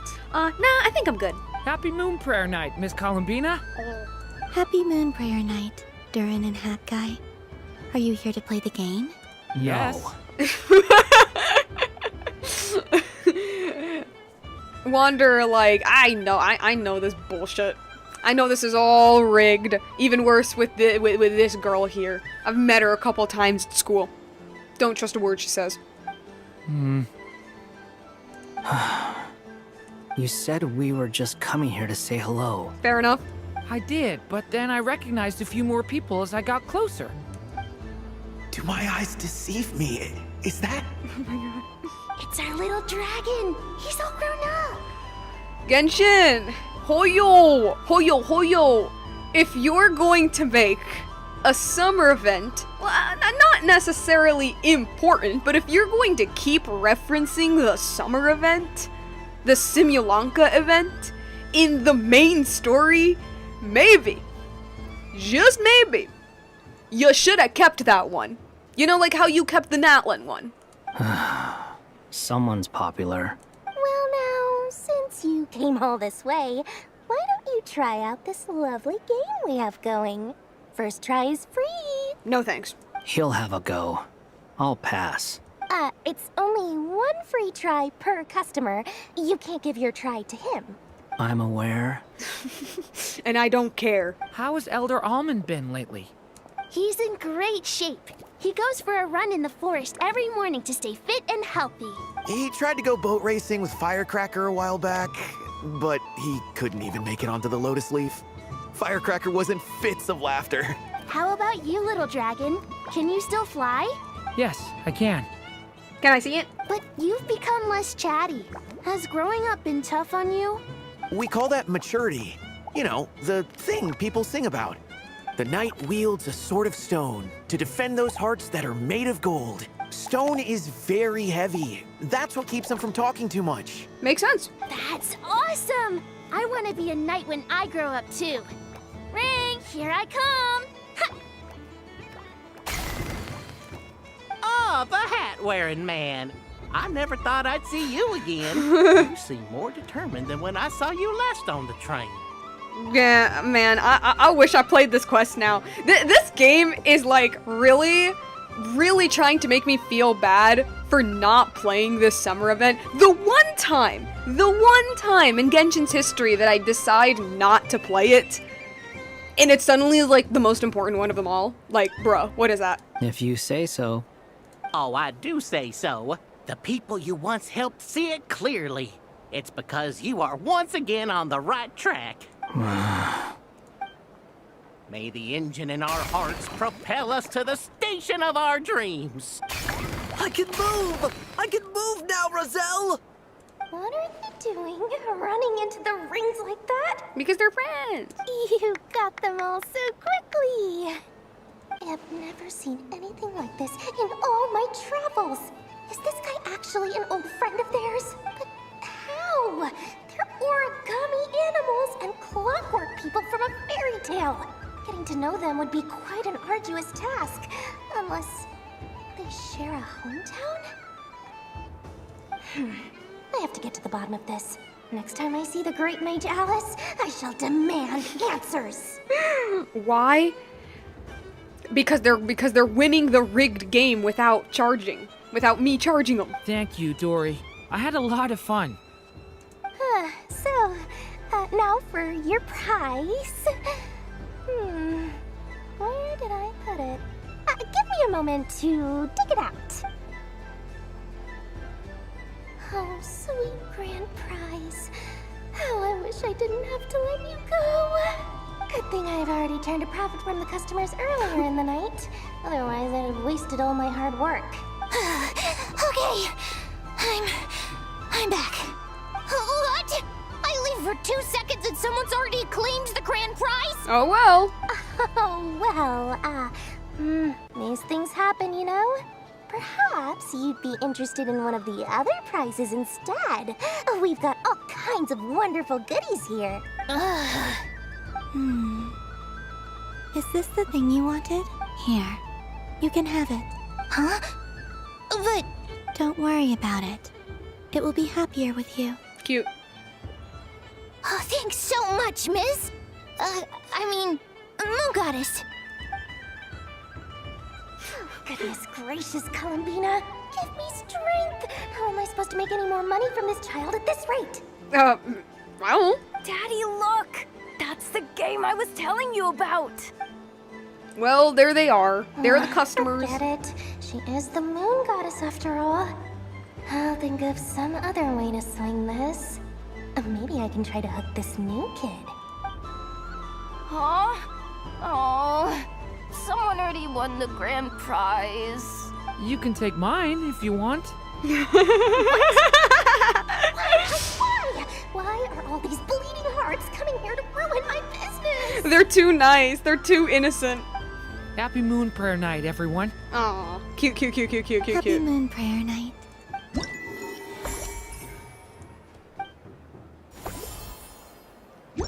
Alright, next.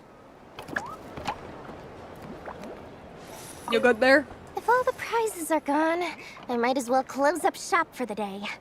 But you haven't had your fill of fun yet, right? So the next time a customer shows up, you're going to have to run faster, all right? And remember, run out of the rings, not into them. Would you like some moon prayer candy? Oh, a gift for me? Lord Sangamabe really is going up in the world. Wow, candy from the Moon Goddess herself. If I back this up... No, what am I saying? Box this up in exquisite gift boxes? Yes, I can make a fortune. Maybe I don't even need to go to all that trouble. Any old boxes will do. I just need to tell my customers that this candy is blessed by the Moon Goddess. Sounds like a plan. Time to have Irwa earn his keep when I get back. Who? Who's that? Okay. Hey guys, how you doing? Done being a do-gooder yet? Thanks for coming here with me, Hat Guy. Adorable. Are there any games you'd like to play? It's your turn to pick. I'll come with you. Why does that hamster think you've grown up? You haven't changed at all. I know you don't mean that. You're just taking the opportunity to make fun of me, aren't you? Even if you won't admit that taking some time to compose yourself is important, I can see that you're doing it in practice. Love that he's reading him so well. Otherwise, you'd have taken off your hat and flown away by now. Looks like Albedo's socialization program has been far more useful to you than all those Vahumana textbooks. Durin, would you like some moon prayer candy? A moon prayer candy for me? Huh, thank you. It smells like baked apples and butter. Reminds me of Good Hunter, a restaurant in Mondstadt. I always have to resist the temptation to go there unless I'm ordering food. I understand your homesickness, Miss Columbina. I have a double dose of it, because both Simulanka and Mondstadt are my home. That's so cute, oh my gosh. Durin was like manufactured in a lab to be like the cutest character ever. What about Hat Guy? Thanks for coming here with me, Hat. Are there any games? Why does that hamster think you... I know you don't mean that. You're just even if you won't admit that taking some time to otherwise, you'd have taken... Looks like Albedo's social... I thought All you'd right. actually spend your precious time doing something more worthwhile. Uh-huh. Everyone has to take one? Well, fine. I'll take mine. Here you go. What flavor is it? No, you're not gonna tell me? No? Okay. Alright. Yahoda. So this is the Frost Moon. Oh, okay. Wow, the Frost Moon Scion stall looks kinda plain, but it's pretty cool once you get into it. Alright. I don't go to Hisi Island much, but it's got that, like, old world cultural feel. No, it's just destroyed ruins from people who have been living there for thousands of years and haven't figured out how to make a roof. And if culture means we get more festivals, I'm all for it! Hey, true. That's true. Hello, Yehuda. Columbine... hello, Moon Goddess. That was too close. I almost gave the game away in front of the staff. Oh, wait. What's the deal with her shoes? They don't make a sound when she walks. I could do with a pair of those. Are they even shoes? Do you like balloons too? Balloons? Oh, you mean those? What's so fun about balloons? I'm not a kid anymore. They're probably more up Aino's alley. Yes. The animals seem very curious about these strange flying objects. I was drawn here by their voices. I recently learned a fun new game you can play with balloons, so I decided to come and give it a try. A new game? Hello. Welcome home, Moon Goddess.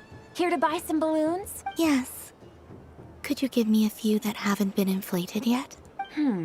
Are you sure? I guess it's not a problem, but... Yes, please. Thank you. Uninflated balloons? But those are just little rubber pouches. What does she want with those? Would you like to play the balloon game, Yehuda? Huh? Sure. I guess. How do you play it? Wait here a moment. Oh. This is so weird. What have I got myself into now? Whoops. I thought I saw Columbina nearby. Oh. Uh-oh! That's the fourth Harbinger! Although she's helped us out quite a bit, she's good people, right? Like, is she good? Can I trust her? She's fine, right? Right? She's also Fatui, but she's fine, right? Is she looking for Columbina? Oh, guess that's my ticket out of here. I'm not sure my heart can take being sandwiched between two Harbingers. That's fair. Which stall is she checking out? Oh, it's that other Frost Moon Scion's one. Try on the headgear, see what it's like having antlers or animal ears for a day. Oh, I wouldn't be caught dead wearing that stuff. So embarrassing. I have enough gear to carry as it is. Wait, what? She put it on? Yeah, because it's fun. How peculiar. This would take some getting used to. I wonder if this is what it's like for Lynette. I mean, she doesn't really have human ears, so like, it probably feels completely different. My beautiful girl failure constantly getting into situations, literally. It really suits you, ma'am. What is this? She was so intimidating a moment ago, but now, dang, she's really rocking those ears. How does she make them look so cool? Does she? I suppose I may as well keep them on for now. All part of the festive experience. How do you do, Miss Yehuda? Hi. Oh, jeez. Don't talk to me while wearing that thing. Where am I supposed to look? Oh, hey there. I'm looking for Columbina. Have you seen her? She just... Huh? There she is. Oh, wait. Is that what she meant by balloon game? Oh, it's a water balloon. It's water balloons, aren't they?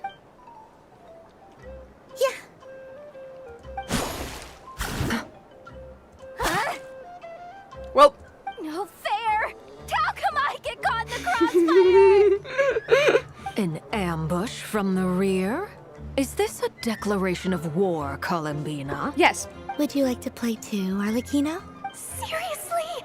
Are they gonna start some beef right here, right now? I don't think it's beef. That said, I believe there is another who would like to join. Oh? Boss! Thank goodness! You've gotta get me out of here! Things are kicking off big time! Why don't you just, like, walk out? Hello there. I'd like 10... no, make that 20 balloons, please. Okay. Uninflated. What? Miss Moon Goddess, I hope you're prepared to pay the price for assaulting my employee. I'm fine with that. Welcome to the game, Nefer. Just to be clear, let's keep this a fair fight, okay? No strange powers, please and thank you. Naturally. Don't just stand there, Yehoda. Aren't you going to team up with me? Sure, yeah. Huh? Do I have to? Of course. Don't forget, the Curatorium has a reputation to uphold. Exactly. I knew something like this was gonna happen. Amazing. Amazing. That's so dumb. That was so dumb. Silly Goofy. I love that Yehoda is just so anxious that she just freezes up. And ironically, by freezing up, everyone's like, oh hey. Should I give it a try? Wait, let me give some candy first. Let me give some candy. That was fun. It's a shame Ashru doesn't like playing with water. Who? Alright, I've roped him Oh, is in it the as cat? well. Would you like some moon prayer candy? Oh. A gift? You shouldn't have, Miss Columbina. Very nice indeed. Candy is one of many luxuries that the desert folk could never afford. How I yearned for candy when I could not have it. Yet, now that it is readily available to me, I never seem to crave it. May your moon prayer night be one free from regrets. Where's you? You want candy? Take a balloon. Oh my gosh! Hey, that's cute. Oh no! Wait! What happened? What happened? Sunny days. I prefer sunny days. Okay. Ah, well, you are as warm as the sun itself, Moon Goddess. Flins, what are you doing? Very well. I believe your spirit animal has to be this most adorable chic badger. Wow. Thank you, Mr. Talking Magic Lamp. I love Mr. Talking Magic Lamp. Have a very happy festival, Moon Goddess. Lance? That's you, isn't it? What are you doing? It's our little secret, my dear traveler in Paimon. Well, you don't want to be seen celebrating? Okay, sure, but why are you here selling sugar sculptures? Everyone celebrates in their own way. After gazing into the abyss and spending time around gravestones all year, what better way to relax than to see sunny smiles on the faces of the living? Besides that, I like to think of myself as a fair judge of character. I dare say matching personalities to confection suits me rather well. But like, can't you do that normally? That's not what Paimon was talking about. Aren't you afraid that your true identity might be exposed? Well, he walks around Nod Krai with like normally, and everyone thinks he's human. Should I be? There is all manner of magic in the air this moon prayer night, thanks to the work of the great mages. I see Miss Columbina is hiding in plain sight. Why should I not do the same? Why miss this rare opportunity to enjoy a special evening in my true form? True form? Does that have to do with the lamb? Fair enough. You got a point there. People who don't know you will probably think you're just a talking lantern. But like, he walks around. Wait, am I missing something? Y'all. Like, I know this is supposed to be like cute and wholesome, but I feel like I'm missing something. I feel like I'm seriously like. He walks around Nod Krai normally though. No one thinks anything. Everyone thinks he's just human. I'm confused. Someone explain. Well, now that we see eye to eye, what brings you here? Not a search for your spirit animal, I presume? Yes, actually, what is it? Ah, well, actually, here, see for yourself. Oh, this is... How wonderful. A beautiful idea. Yeah, we just met Barca, and he said that having everyone draw their own section was kind of boring. Uh-huh. So, he did your bit for you. Oh, okay. Ah, Varka. Ever the maverick. I see his artistic skills are truly one of a kind. I need to see it. In that case, I shall paint something on Mr. Albedo's behalf in a short while. Cute. What? Why not now? Ahem. Welcome home, Moon Goddess. Phew, that was close. Hello, Flins. She recognized you right away! What keen eyes you have, Miss Columbina. Especially considering they are shut. Is everyone making like little... It's like an avatar where like people forget that Toph is blind. So like, they're like, can't you see? No. Oh, whoops, sorry. I did not see you. Rather, I sensed you. I can sense the fluctuations in Kuvaki all around me. One would expect no less of the Moon Goddess. Might I interest you in some candy? I was gonna give you candy. Yes, please. Excellent. I shall make some for you right away. Something the matter, Miss Columbina? What about my spirit animal? All the other children carrying sugar sculptures are talking about it. Wait, is she taking the test seriously? My apologies. How could I neglect that? You are quite right, Miss Columbina. Every one of us has a magical creature living in their heart. Would you permit me to help you find yours? Yes, please. Do you prefer the day or the night? Night. Which of the 4 seasons is your favorite? This is a BuzzFeed quiz. Winter. Do y'all remember BuzzFeed? Do y'all remember BuzzFeed? Am I too old? This is literally a BuzzFeed quiz. Think of a perfect day. What is the weather like? Sunny, rainy, or perhaps cloudy? Rainy in the morning, sunny at night. What kind of answer is that? Forests, lakes, and open seas. Which do you prefer of the... I like them all. Imagine you opened your very All of own the above. shop. What would you sell there? Moonlight, I think. Sure, yeah, okay. Wow! My mom would totally shop there. How much would you sell it for? It wouldn't cost anything. You'd just need to visit. Aha! I believe I know what your spirit animal is. Here. Oh my for gosh. you. What? Oh, it's a Kohenki! I'm so shocked. Like, oh my god, I never could have guessed. Literally Indeed. never. A free-spirited being with a deep love for all things here in Nod Krai, who selflessly lends her aid to as many people as she can reach. It is the perfect fit for you, Miss Columbina. Thank you. Flynn's, now I want to give it a try. It would be my honor. Borbatusk. But you shall have to forgive me. We have known each other for quite some time. I doubt there is any answer I could give that would come as a surprise to you.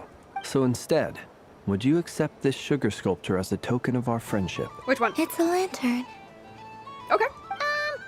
Hey, why don't you two go enjoy your candy over there?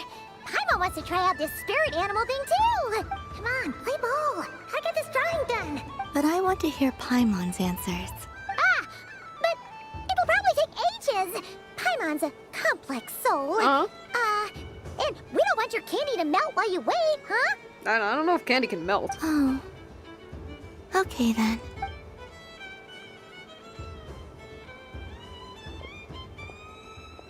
Phew. Nice excuse, Lady Paimon. That was some quick thinking. Yeah, no thanks to you. Although, help next time.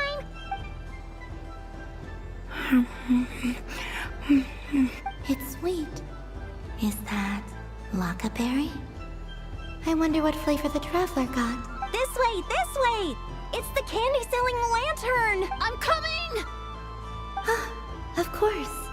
Traveler, maybe we can share? The candy on a stick? Yes. I found out recently that people share their food sometimes, so I'd like to try it. I know, we could... Is that a no? Oh no, we could do that, just don't take too big of a bite. Thank you.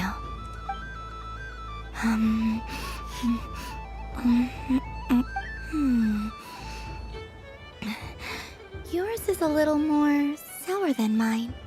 Here, you try it. I'll just have a little nibble. Are you sure? Amazing. What is?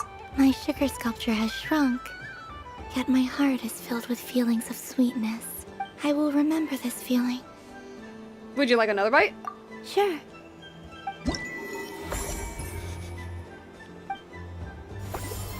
Nice to know that she ain't the type of person who's afraid to, like, eat other people's food. Alright, wait, I was gonna give you some candy. Something about festive lighting always has a way of putting the warmest smiles on people's faces. Would you like candy? This is most thoughtful of you, Miss Columbina. Kindness exudes from your heart like benevolent moonlight. Forgive me, but I shall have to enjoy this gift a little later. I hope that the flavor I chose is not the only one of its kind. If others were denied the chance to sample such kindness as you have shown to me, it would be a great pity indeed. Okay. Who else? Who else? I mean, I guess the Traveler? Where are we? Cutscene? Oh, no, okay. Come check out Dotoko's Whirligig. Whoa, you got some big eyes? Welcome home. You got some massive eyes. Might I ask what this is? Ah, it's a very Some special massive, music massive sponsored eyes. by the What the great heck? Mage herself. Ride on a soft and furry Dotoko and embark on an unforgettable adventure. I say that, but I'm just following a script here. Who is this mage anyway? And what the heck is a Dotoko? Shut up, man. You're doing. Just do your job. I'd like to ride. Don't think about it. No problem. But, are you by yourself? Is that not okay? Oh, no, it's fine. It's just that each Dotoko can accommodate 2 passengers. Would you like to bring a friend along? I'll bring the Traveler. My friends. That should do it. Now, we just need to get everyone else to draw something on it too. But we gotta keep it a secret from Columbina. Hey guys. Traveler. Yes? I want to go on that ride. Will you join me? What is he, 1/3 Cyclops? Those are some orbs, sir. A spinning Dotoko? Oh, I see. It's a ride for 2. Yeah, sure. Let's go then. One moment. Paimon will do the rounds. You go have fun. Okay. Thanks, Paimon. Hmm? Nothing. All right. I think we have to wait in line over there. Please take your seats. For safety reasons, you mustn't try to leave the ride before it comes to a complete stop. All right, you're all set. I wish you both a wonderful journey. Some big orbs.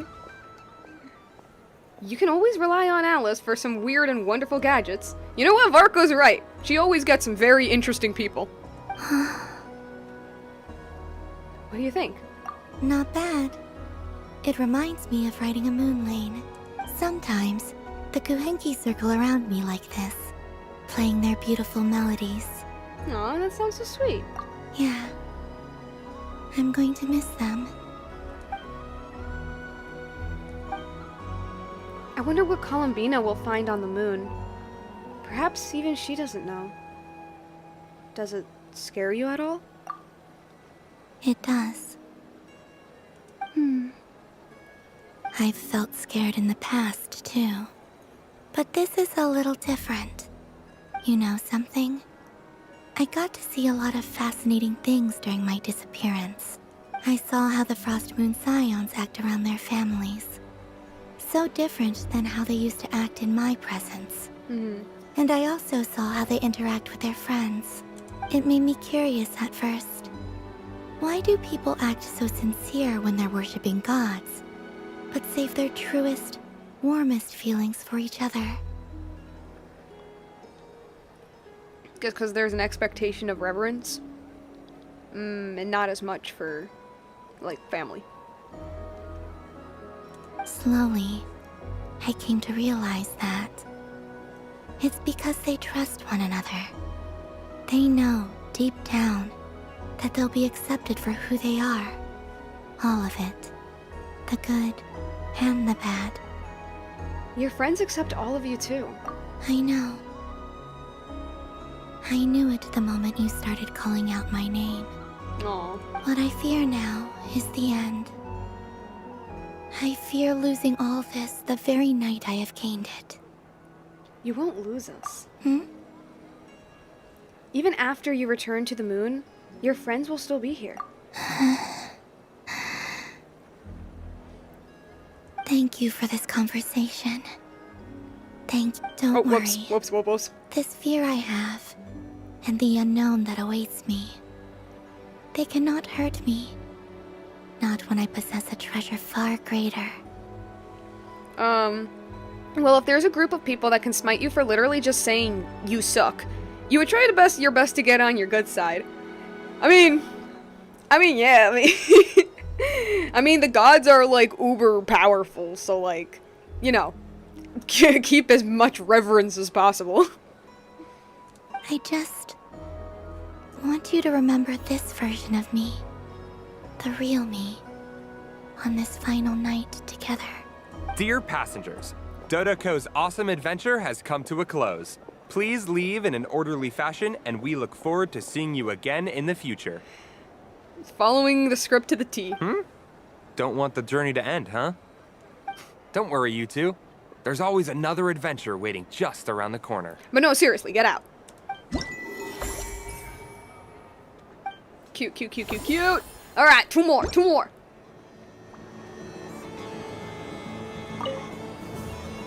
Dodoko's Whirligig. Come ride on a soft and furry Dodoko. Oh, okay. Alright. Oh yeah, Varka. I guess he's the last one, isn't he? There he is! Surrounded by plushies. Nicole? Let's talk to Varka first.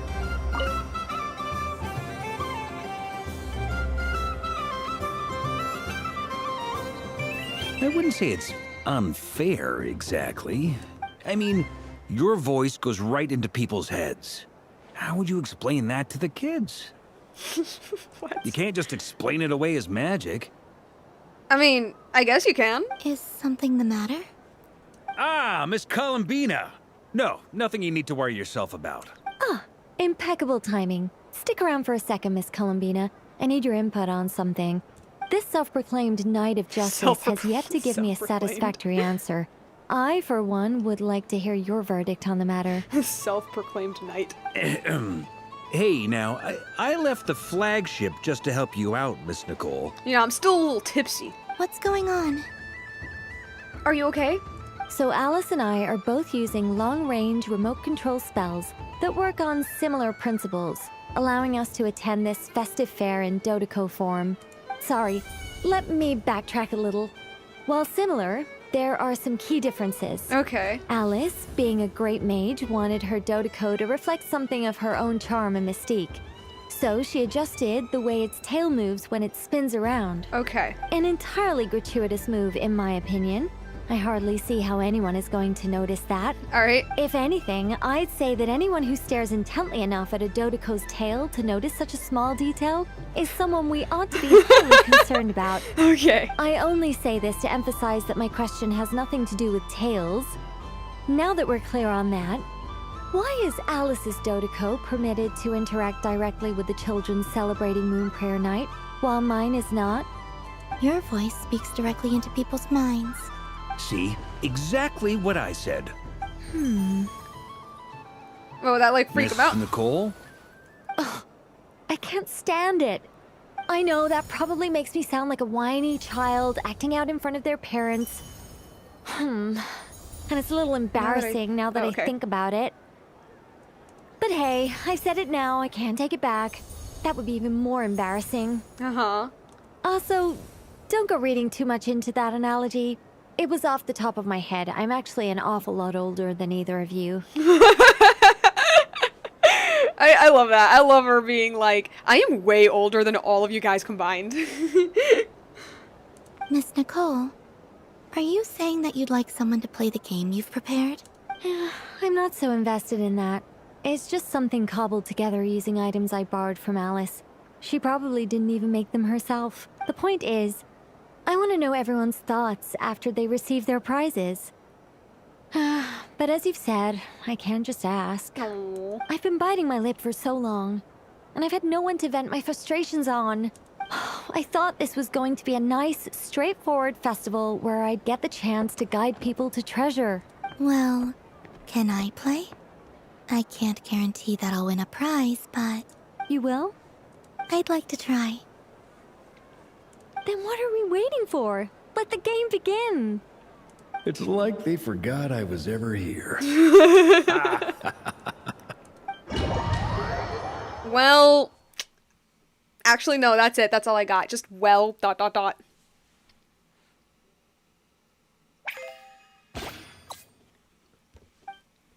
Oh. Oh, this is, okay. Okay. It's one of these.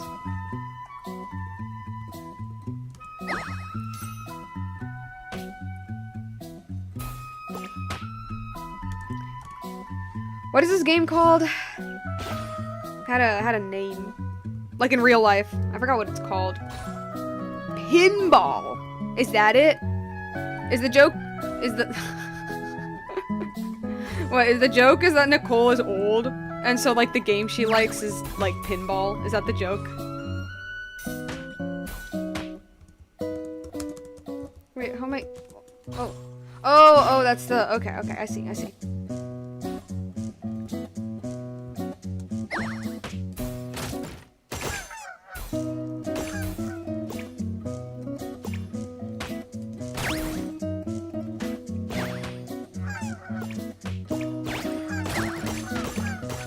Okay, it is pinball.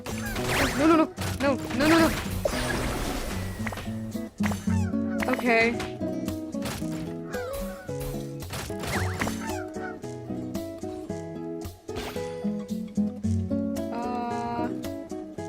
Oh no, here I guess.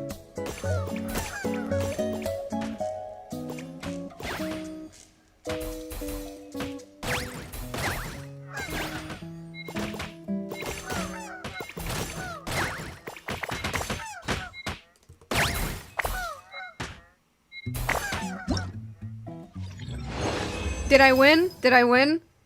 Did I? No, go back! Go back! Yeah.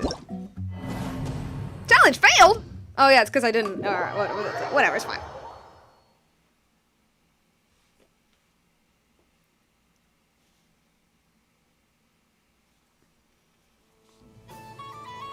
Congratulations, Miss Columbina! With your great wisdom, you have overcome every obstacle in your path and conquered the great challenge posed to you by fate. Thanks. Fate? Well, something to that effect. If you'd prefer something more poetic, it could be the icy winds or the dawn. Anything you like, really. You could even go with just playing around with the words. Challenge posed to you by Dottore, if that's what you're into. Anyway, you can take or leave my suggestions. Moving on. All my hopes are now resting on this. Can I open it now? Stop teasing me. Please, I'm begging you. No more talk. Just open it. Wow. What a lovely sculpture. Can I see it? Classic and cute at the same time. Can I see it? Thank you, Miss Nicole. I'll always treasure it. There we go. Music to my ears. You have my sincerest gratitude, Miss Columbina. Thank you for sharing your precious time with me and fulfilling my wish. Don't mention it. You've all done much to help me. And still, I'm the one receiving all these gifts. Here, have some candy. If you can. What's the gift? But what's the gift? Not gonna tell me? Not gonna show me? You'd like to play again? By any chance? Don't get me wrong, once is plenty. You're under no obligation to indulge me any further. And besides, I don't have any other prizes for you. Would you like some candy? Oh, I love the color of this wrapping paper. But the bow on that one is just so perfect. Oh, this is a tough choice. I know the wrapping paper doesn't affect the flavor, but it does set the first impression. which can influence your mood as you eat it. And actually, that does affect the flavor. I have to listen to my heart and pick the one that I can really build a bond with. It's the only way to eat candy. Oh, but look at the shape of this one. How lovely. Ah, this choice is getting harder and harder. So indecisive. Hey, mischievous Dodoko. A soft and furry creature that bounces and jumps. Welcome home, Moon Goddess. You're not Alice. This one talks too. Allow me to Oh, never mind, it introduce myself. I am a Dodoko from a distant archipelago. The most mischievous of all my Dodo brothers and Dodo sisters. When the going got tough, I powered through, and when I met obstacles, I boomed them away. That sounds like a lot of fun. Doesn't it just? Oh, but then the trouble started. Recently, I found a lovely beach, the same beautiful jelly color as my hometown, and so I dove in to have a look, only to find it overgrown with seagrass and nasty little spiky fish everywhere, looking to turn me into a Dodoko kebab. I made it back to shore by the skin of my teeth, but my tail was sorely hurt. Couldn't you just boom them away? Oh, I wanted to, believe me. But I've heard that you, Moon Goddess, can understand animal speech. The last thing I wanted was to cause a gigantic fuss and get taken to court by a school of spiky fish. Okay. I'd be driven out of these waters for good, and my winter holiday would be ruined. And so, dear Moon Goddess, I was wondering if you might lend me your allegiance. Are you roping me into a crime? Oh, let's call it Sure. One Sure. lifetime carefree Yeah. adventure. Does that sound better? Sure, yeah. All the festival goers tonight are dressed up as the Moon Goddess. Oh, she sounds normal But there's now. nothing to say that the Moon Goddess can't disguise herself as a Dodoko, is there? Sure, yeah. Besides, this is your home. You should be free to be whoever you wish. I'm afraid I'm not well acquainted with Dodokos, Madam Mage. Oh, that's quite all right. We Dodokos are innocent, happy creatures with a free-spirited nature. Many, like myself, are mischievous troublemakers. Others are lazy souls who like nothing better than to lie down on a nice rock and take a nap. In our eyes, every creature who yearns for happiness and freedom is a Dodoko. But perhaps in yours, we Dodoko are a fluffier and more mischievous breed of Kuhenki. Aw. He's like, what? Yes, that is a much easier image to follow. Oh, wonderful! Then let's play! Grab onto my tail and follow me into the sea! Time to settle some scores with the bad guys! Oh, like for real? Oh, dang, okay. Sure, yeah, alright, that's fine. Yeah. Alice is literally just like a grown-up child. Alright, what am I doing? Oh my god, is this Pac-Man? Is this... okay. What the... what?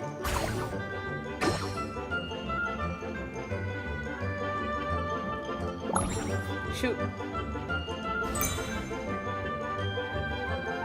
Okay, it's not Pac-Man. It could have been.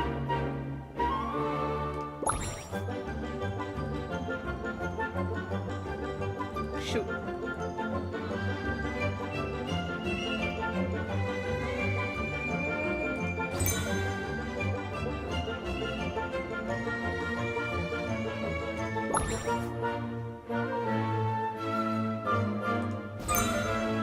Don't mind me, I'm just, playing a little... No. Oh my gosh.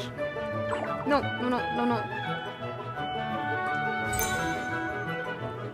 Does this heal me? Yes, it does. Perfect. Okay. What the? I thought you were dead.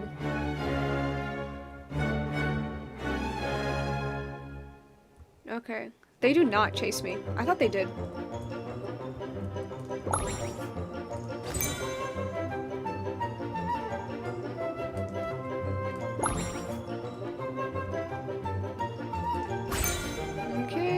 make me faster?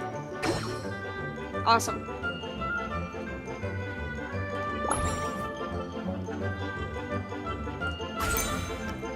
Okay, you... Oh, no. Oh! Okay, whoops.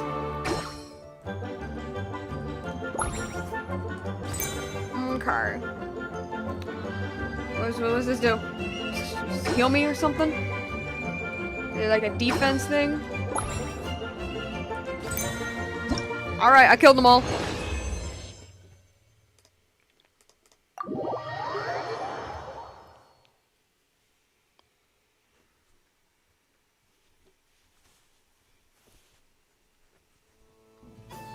Ooh, a remarkable talent. So, what do you make of it? The use of Jumpy Dumpties doesn't come as naturally to me as Kuvaki. But their unpredictability makes it fun. I think they call this... Novelty? Novelty? Indeed! And how did it feel blowing those pesky nuisances away? Girl. Not bad. Any guilt? Oh my god, what are- what? What do you mean? Oh, wonderful! Lovely answers to all 3 questions. You've passed the safety test. Now I can give this special bomb to you as a souvenir. Yeah, this is definitely a test of character, isn't it? Remember, if you find any meanies living on the moon, you can use this to boom them into oblivion. I will. Can I give you candy? Up for another round of fish blast? Oh, I mean of bye-bye bad fishies. Yeah. We can see how Klee ended up the way she was. Would you like some moon prayer candy? Bless my fluffy tail. Dottore has never seen candy shaped quite like this before. Why, it shines like a lovely crystal. Let the feasting begin. Oh, sweet as a tomato bathed in sunlight. She's committed. Thank you very much.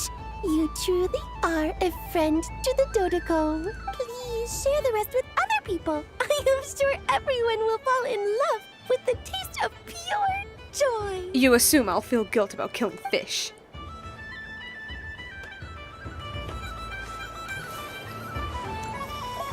How are you doing? I can move the look, I can move the little balls around. How you doing, Vodka? Never mind. It'd be rude to just leave without saying anything. But at the same time, I don't want to barge into their lively conversation just to announce that I'm leaving. I guess I'll just wait a little longer. Trapped in awkwardity. Huh? Albedo? This sketch is for you, Grandmaster. Oh, a gift for me. Thanks. Everyone's drawing each Let's other. See what you've done for me. The North Wind left in the lurch. Mr. Albedo, would you like some moon prayer candy? Thank you. It seems I've picked lemon.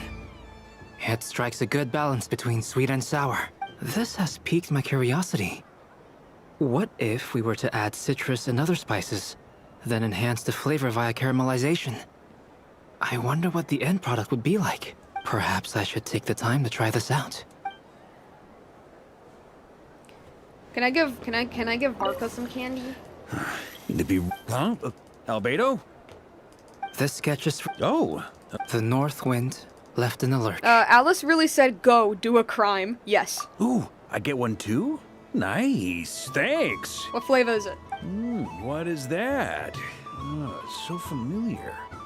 Don't tell me. Oh, I got it. It's like the candy jar dropped into a vat of today's boon. Uh-huh. Seems I'm a proud recipient of today's Feast of the Moon. Whoops. So it tastes like medicine is what I'm gathering. Alright. I don't know, is there anything else? I think, oh, Barbala. Final minigame? Welcome home, Moon Goddess. Oh, you're the genuine article. Yes. Alice was right. This moon prayer night was worth watching after all. Another one that talks. Greetings. Pleased to make your acquaintance. I am the Hexen's Circle member they call B. Barbaloth, Trismegistus. Columbina Hyposelenia. Pleased to meet you too. Hyposelenia. A fine name indeed. Now then, Miss Columbina, do you wish to hear a mage's divination? Yes. Divination? The Frost Moon Scions used to ask me what would happen in the future. Is this like that? From the perspective of the one seeking answers, perhaps. As you look to your journey ahead, if you seek to understand the unknown, resolve your doubts, and soothe the confusion in your heart, divination could be for you. The unknowns on my journey. Of course, if one wishes to peer into fate, then hydromancy is the more precise option. Well, it's not a crime if no one's there to report it. Hey, that's true. But that is a complex affair. And to relegate that majestic art to the status of a festive amusement would seem somewhat uncouth. Besides, it is sometimes better to not know fate with great certainty. That's so true, though. That's so true. Hence, I shall use the suitably festive Luna Arcana to tell your fortune instead. It is more popular with the youth in any case. I mean, I guess the possibility of what would happen sounds better than what will for sure happen. Lunar Arcana. Indeed. Unlike hydromancy, this will only display possibilities and trends. Yeah. Not like legit, like, you will die in 6 years. People like to think of themselves as creatures of agency and free will. Peering too far and too clearly into the future is detrimental to both body and soul. Yeah. I'd like to give it a try. Of course you may. Come then, take a seat, Miss Columbina. Before we begin, are there any specific questions you would like to ask? Let's stick to general possibilities and trends, like you suggested. Ah, very well. Then I shall use the basic Lunar Arcana deck. Now, try to relax. Cast your mind upon the things you have experienced and the things you are soon to experience. I will shuffle the deck. Unfortunately for you guys, you all have a script that you must follow, such as the fate of fictional characters.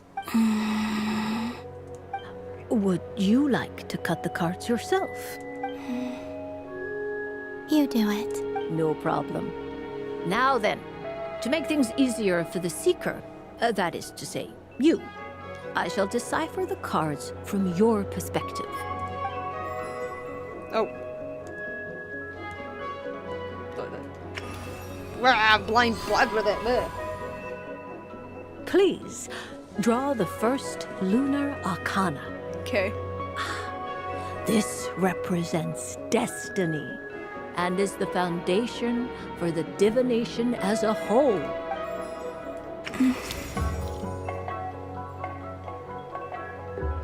Now, draw your second card. This will stand for the past, the sum of all your experiences that have come before. Quite a bit. And now the third Arcana. This is the present, your interpretation of the current moment. Finally, the last card. This shall speak of the future, which... Oh. Kuvaki Pulse? Fascinating. I've never encountered this before in my role as a diviner. Something has exerted an influence upon this card, causing it to leave its designated position. Okay. That sounds important. What do you make of this, Miss Columbina? Perhaps this is the guiding hand of fate in action. Of course, if you wish, you can choose to deny the validity of this card and draw the future for yourself. Definitely sounds like a metaphor for Endgame. No, it's fine. Let's go with this one. A bold decision. I must say I'm looking forward to the results. Well then, let us flip the lunar arcana in sequence and see what emerges. Sure. First, destiny. Whoa. No surprises here. The card that represents yours is the moon. So that's Celestia, or at least the top of it, leading up to the crack in the moon. The moon. Indeed. The moon can represent the truth at some times, but deception at others. False peace, destructive calamity, and the world-changing power that lies within. When the moon is placed on the destiny tile, it indicates that your destiny is not what it may appear on the surface. Instead, it may yet have a hidden side. It symbolizes a journey through the fog, fraught with uncertainty and deception, where one must face inner challenges head-on. I don't understand. Patience, my dear. This is but the first card, which serves as a basis for the interpretations that follow. Okay. Our divination will only grow clearer from here on out. Now then, flip the second card, the one that speaks for the past. Okay, that's... What is it? Plants? I don't know. Ah, the Hermit, but inverted. What the heck? What am I looking at? Inverted? Yes. Oh wait. The Hermit symbolizes Yeah, that's a guy with a lamp. Introspection, and the pursuit of truth. When inverted, it represents isolation, truth out of reach, and a path that leads one astray. Makes sense. Combined with the moon as one's destiny, the Hermit inverted represents a choice you made to stand alone in the past. It was a choice made not out of fear or arrogance, but for reasons that others could not perceive. You fumbled through the darkness without a guide, but you did not find your way. Rather, you went astray. More than once, it would seem. Is this about how I became Kutar despite not wishing to become a god? And how I joined the Fatui because I yearned for a place to belong? I suspect only you know the answer to this question. All is not lost. The past is in the past, and so it shall remain. Shall we look into the present now? Oh my. What does this one mean? No, go back. The Lovers, one of the most interesting lunar arcana. Oh? This means that you have had an unprecedented emotional experience. The joy of finding your soul becoming intertwined with that of another. A precious and wonderful thing indeed. So is it us or Sendrone? It's true. I've made a lot of friends recently, and they are very good to me. I guess they're us. I like them a lot. That sounds lovely. I am most delighted for you. The Lovers can also represent important decisions, perhaps related to a parting of ways. Now, if I were to guess... Yes. My return to the moon. I understand. Parting with friends is never easy, Columbina. But rest assured, this is not the end of your journey. There is always another story waiting to be told. The future always lies ahead. The future. The future. Well now, it's finally time to flip this most mysterious of cards. Why did it appear? And what does it wish to tell? I'm ready. whoops. Very well. Flip this I'll see card what and this is. see what lies on the other side. It's either something super vague and generic, something very cute and hopeful, or something that makes that, or something that just like scares you. Oh. Wait, hold up. No. Let me have a look at that. Okay. Very Renova-looking character. Renova-looking character with a skeleton. Very god of death. Miss Barbeloth? What is it? This card is death. Yep. You will die. I'm just kidding. That doesn't sound very good. It depends on how we interpret it. That is true. It is true that it can represent an agonizing death, a complete and utter end, but at the same time, it can also represent rebirth. Do not forget that your destiny card is the moon. That lends your future many different potential meanings. If death spells the end, is it unavoidable?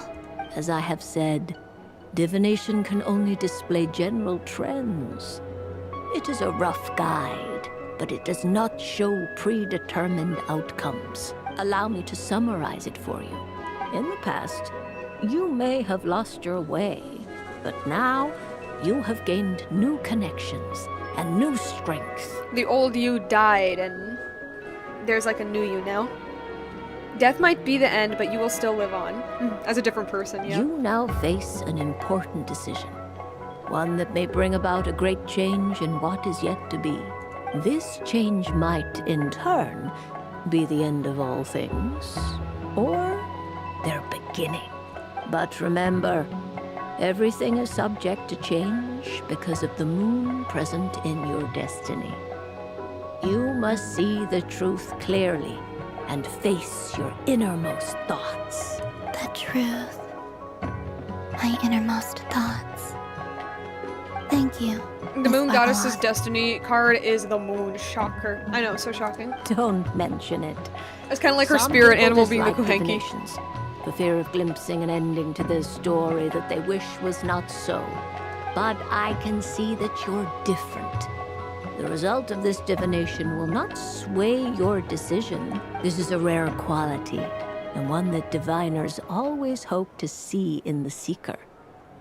We are here merely to guide, not to exert undue influence. I understand. Go then and illuminate your future, Miss Columbina. The moonlight that shines from you now is most captive. Oh, whoops. Bye-bye. Look at them, look at them, look at them.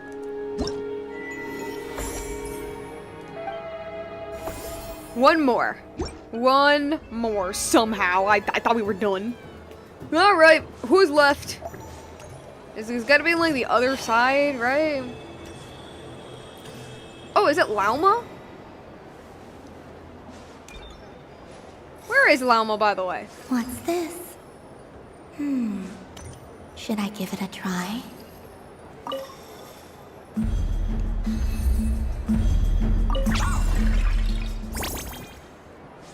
What's this? Money. Is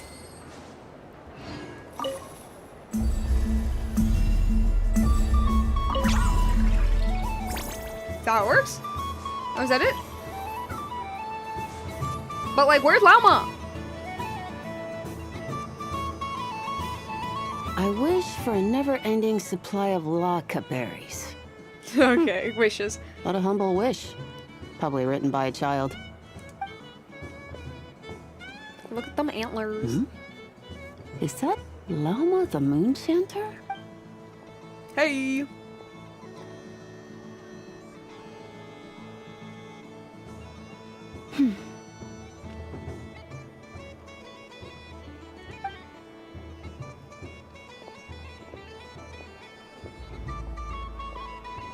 I wish that the long plume ibises would stop biting me. Understandable wish. Oh dear, poor Lauma. Oh wait, is that her? Okay, that's funny. That's funny. All right, I'll write that one down for you. I got it. While everyone else is celebrating Moon Prayer Night, you're as busy as ever. I don't mind. It's rewarding work. A good kind of busy. My antlers are at their heaviest tonight, and the Kuvaki waves are especially strong. But as I help these dear friends hang their wishes up, I feel a great peace within myself that is hard to describe. It's a great way to distract myself from the like heaviness that I have like on the sides of my head. You see, they are all such beautiful wishes, and they are ones that we can fulfill by our own strength. Do you blame me, Llama? I want to hear your honest answer. It is by the help of so many people that I can return to the moon. But I feel as though I've hardly done anything in return. You've done plenty, Columbina. I say this in earnest, both as someone who knows your history, and also as a friend who has seen what you've been through. What about as a moon chanter? I feel proud to honor our moon goddess's wish. And I'm sure any moon chanter in history would have felt the same way. Nice, nice. Thank you for your kind words, Llama. But... Since you asked for my honesty, I won't lie to you. My feelings are mixed right now. Besides pride, I also feel... sad. Because, like, you didn't get to spend that much time with her. And, like, really get to know her. I suppose it's a reluctance to let go. Once you return to the moon, we will be far apart and separated by a false sky. I'm sure those of us left behind will gaze up at that sky, yearning for the moon once in a while, just as you used to do. I will miss you, Llama. I will miss you all. I hope to stay in touch. I will try and find some way to send messages down from the moon. Perhaps you could use Kuvaki. I've heard Yehoda say that signals can be sent using long and short waves, or strong and weak lights. That sounds a little complicated. What if we forget what the signals mean? Morse code. We could prepare a codebook beforehand, Exactly. but... You're right. It wouldn't really suit you. Still, whatever happens, I believe that you will find your own unique way of communicating with us. And now that I think about that, Dog! My heart feels lighter. Because you trust in me? Yes. I have faith in you, and in the power of truth. In my experience, the truth tends to be difficult. But that's what makes it stand out from what is false. So I'm confident that your thoughts and your love will shine through the curtain of lies. We will know it when we see it. Thank you.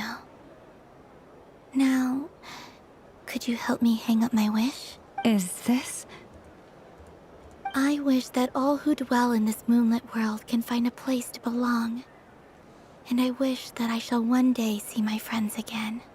Cute. It's 2 wishes. I hope that's not too greedy of me. Not at all. And I think you speak for us all with the second one.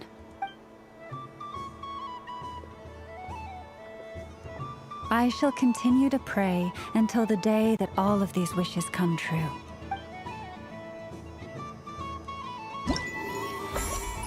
Oh boy, do I hate getting bit by some birds. Okay, we finished the mini-games! We finished the mini-games! Yes, view the stall. Okay, it's the same thing that she said. Actually, wait, no, actually, yes, I do want to read the others. I do want to read it. I want to adapt to human society more quickly. Man, I wonder what that one is. Hope things go smoothly on the journey with Borbitusk, and that Columbina's journey goes well too. I don't know who that would be. It's a little basic. I really hope my boss gives me a raise, literally. If only Miss Liliki would notice me. Some random NPC. I wish that the lot. Yeah. That's the like weasel. Alright, that's Durin again. Cute. Llama, do you want candy? Yes. May everyone's wishes come true. Would you like some moon prayer candy? Why, thank you. Don't mind if I do. Oh, my. It's so sweet. Yeah, it's candy. I'm so accustomed to plain, simple meals that this sweet treat is quite a shock to the senses. Take her to Sumeru. But I savor this moment in its entirety because it tastes like true friendship.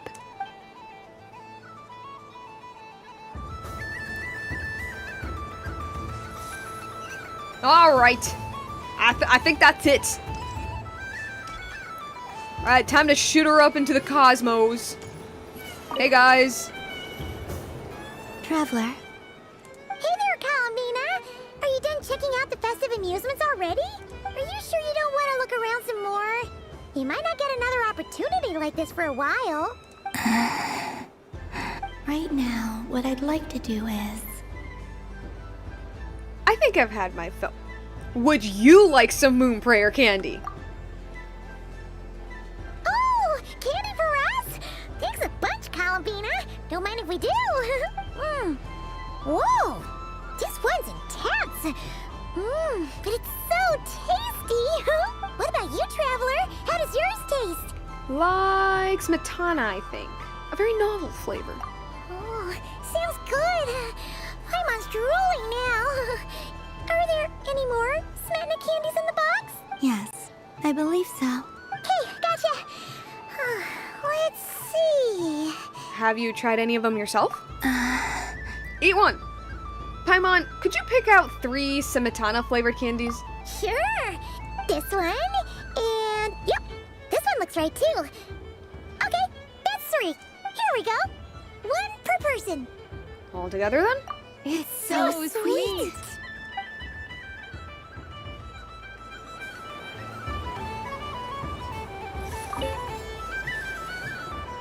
Traveler. Columbina! All right. Finished with the festival already? I think I've had my fill.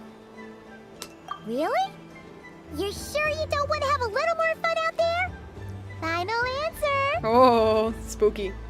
But yeah, I think we did everything. Yes, I am sure.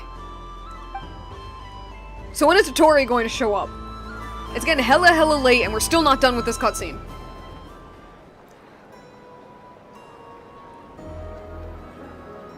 This was the most fun I've ever had on a moon prayer night. Everywhere I went, people were saying, "Welcome home." And there were friends at every turn. I only wish it could last longer than one night. Oh. Your friends will always be here. Yes, you're right. The moon prayer blossoms. Ooh, look! Look! Moon prayer night is here. Moon prayer night has come. Read the subtitles.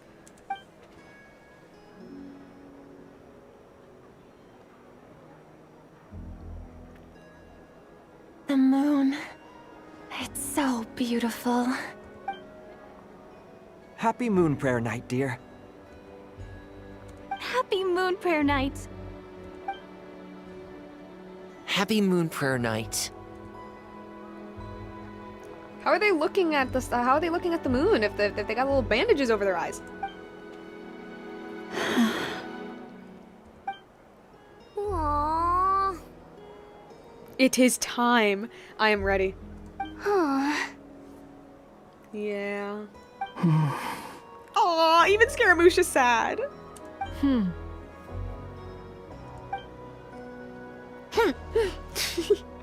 Of course. Time flies when you're having fun. Yep. When the moon hits your eyes, it's like a big pizza pie that's a more. Oh. Looks like the time has come. Well. Columbina. You'll be heading off now? Yes, to the ruins you mentioned. And from there, back home to the moon. Wait! I know? At least... Take one of our craft shop's crumb cookies up to the moon with you. Yes. You know, for a snack. Indeed. Sure. Why not? The Curatorium of Secrets believes in proper farewells. No story should be left without a satisfactory endnote. Never. Farewells are an important affair for the Ratniki. See, this is what I too. mean. He's like walking We never around know normally. when we might meet again. Haha! And here I thought grand farewells wouldn't suit tonight's mood. But I suppose friendly passion is not to be stopped, eh? Well, here we go.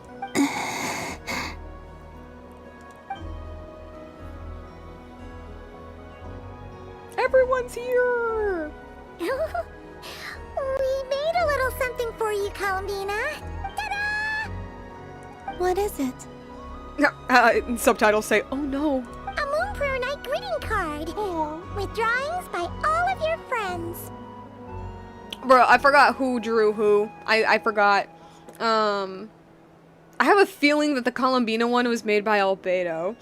This had to have been Varka. This right here, that had to have been Varka. Yeah, no, that's Albedo, definitely. I think that was Flynn's doing Albedo. This is cute. I don't know who drew this, but this is adorable. Little Scaramouche and Durin, cute. Marinette being a little tsundere. I'm going to assume that these were drawn by, like, themselves. Love the I know drawing. This is cute. That's cute. Yehoda one, which draws chibi. Very, very cute. Like, dang, Loma, you got some skills. You did mention that you'd like a portrait done, so I took the liberty of creating one for you. Yeah, he does the black and white stuff. I, meanwhile, did the portrait of Mr. Albedo. And Very Mr. nice. Varka did the same for me. Yeah, I see that. You're gonna learn some oil painting. I mean, I think my work was pretty true to life. I agree. Don't you think? Yeah, I agree. The picture of Ashru was my doing. The two of you seem to get along rather well. What is this? A poor Nicole. Oh, wait. Was I the only one who did a full body picture? Girl. That's so embarrassing. Girl, look at Aino's drawing. That's a full body. Also, yours is a chibi, so it has, like, the liberty for that. I did pictures of me and Anefa. Yeah. I did my own portrait and one for Hat Guy. That's so cute. Oh, that's adorable, actually. Plus, there's the two mages, Arlecchino and Sandrune.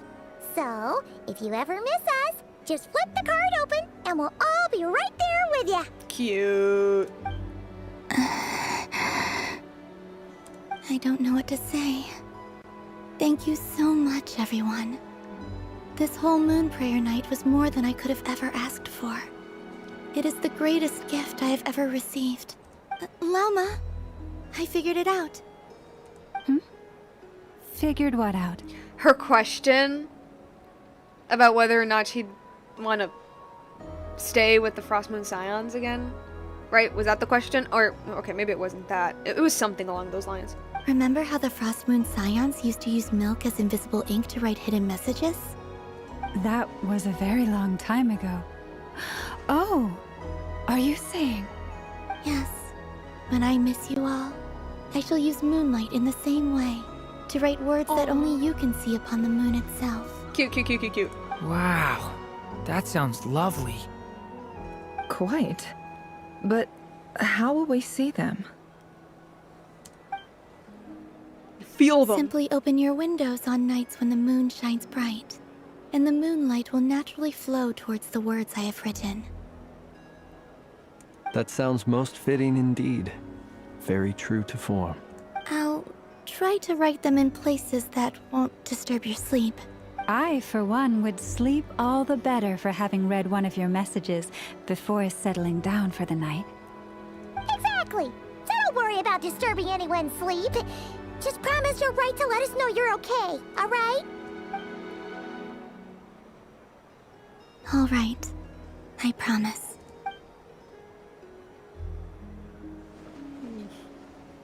And they're all sad. In that case, Columbina. I'm ready. Well, let's go. I'll still, oh my god. No. Ugh, my reading ability is so trash. Let's go. I'll stay with you till the end. Very well. Let's go.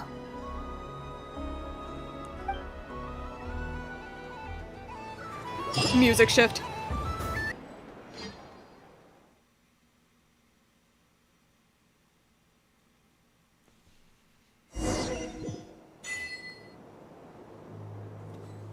Okay. So obviously Columbina ain't going. In a few moments, I will be gone. No, shh, not now, not now. I was doing my commentary. I don't know what to expect on the moon. Will I really be able to send messages to my friends? The Kuhenki, the animals of Nod Krai. Sad moon girl hours. I'll never get to see them again. I wonder where I'll be when the next moon prayer night comes. Yeah, I was gonna say, so obviously Columbina ain't actually going back to the moon, considering she is the, banner character right now.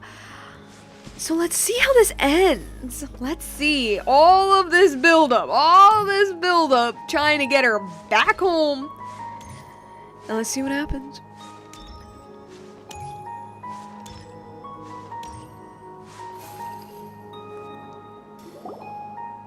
The moon be setting.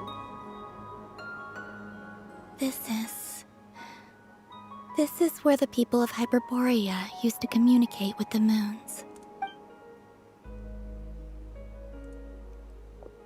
Eternal moon, frost moon, iridescent moon.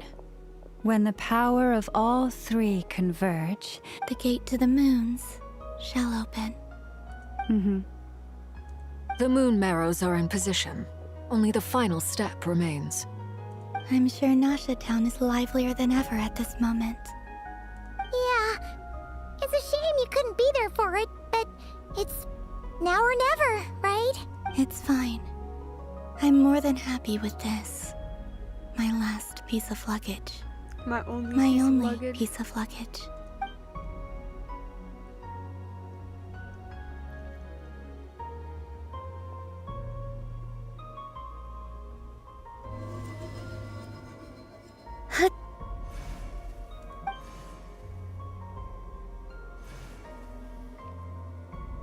I can already feel the moon calling to me.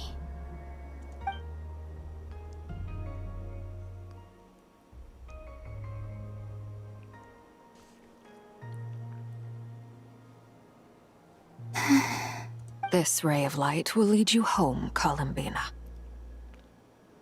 From now on, we will at last have a reason to pray to the true moon. True. Columbina. Yes? I'm listening. Be sure to come back and see us when you get the chance. Aww. She doesn't need to eat. Of course. I don't think any of the gods need to eat. Do they? I don't know. But if that chance doesn't come, then remember that you have friends on this planet. People who will miss Columbina. Yes, I will. Thank you for everything you've done for me. And remember, come night or day, the moonlight shall always connect us. Well then, farewell, my friends.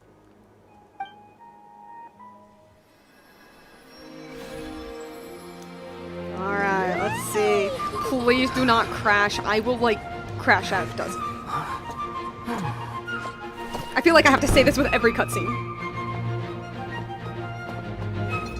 Thus is my luck with Genshin streams. Thank you. This was my happiest night in Teyvat. Oh, okay. For a split second, I thought she was gonna take off the little, like, eye thing. And there she goes.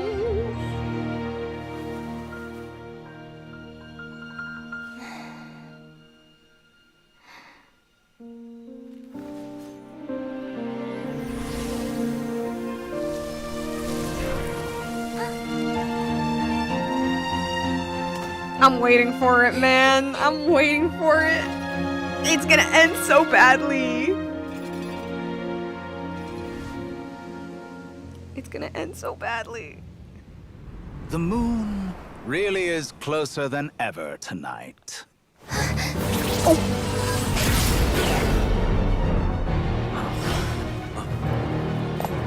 Hey, wait a minute. Is that supposed to appear in the sky?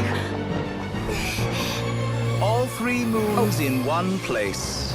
Oh. Time for one final experiment. Yo, he's floating! Life, death, Yo! time, and space. Yo! They all believed I would fail. Dude! Oh my gosh! It's him, guys! He's real! How could this happen? But Tevat's primordial Why are you power floating, did bro? belong to the throne of heaven. And now, they are mine. Bruh! Oh my god, he stopped time. Oh. Oh my god.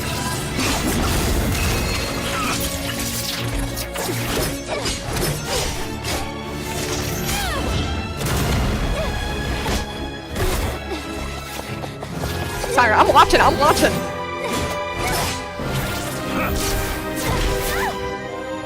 No, as long as I'm here. The Doctor is free to wield the 3 moons' power.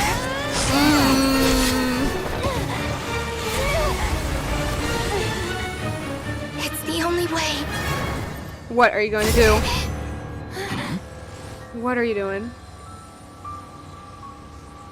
I guess I won't be going home today. Columbina! No! Oh.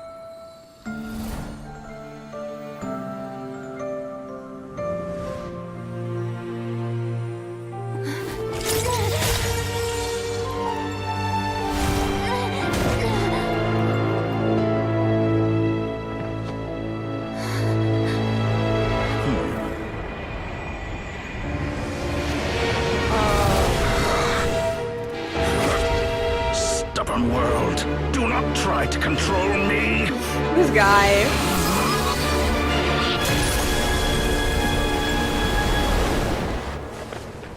Columbina.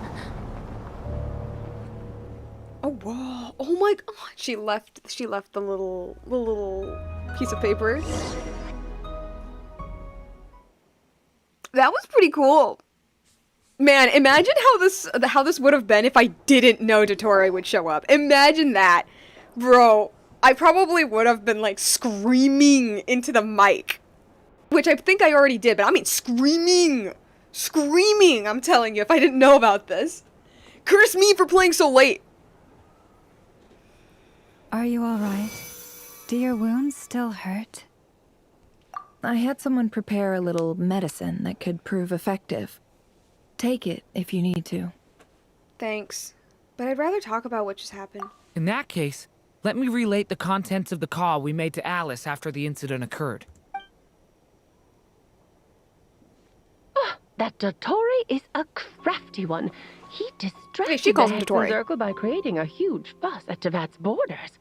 What do you do? I'd assumed that the cause was an abyssal intrusion from the outside world, which in fairness is a rather common occurrence. Alright. But after learning that you managed to influence the phantoms in Nod Krai, I realized that perhaps this interference could have come from within Tevat instead. Okay. But we weren't able to change their fates.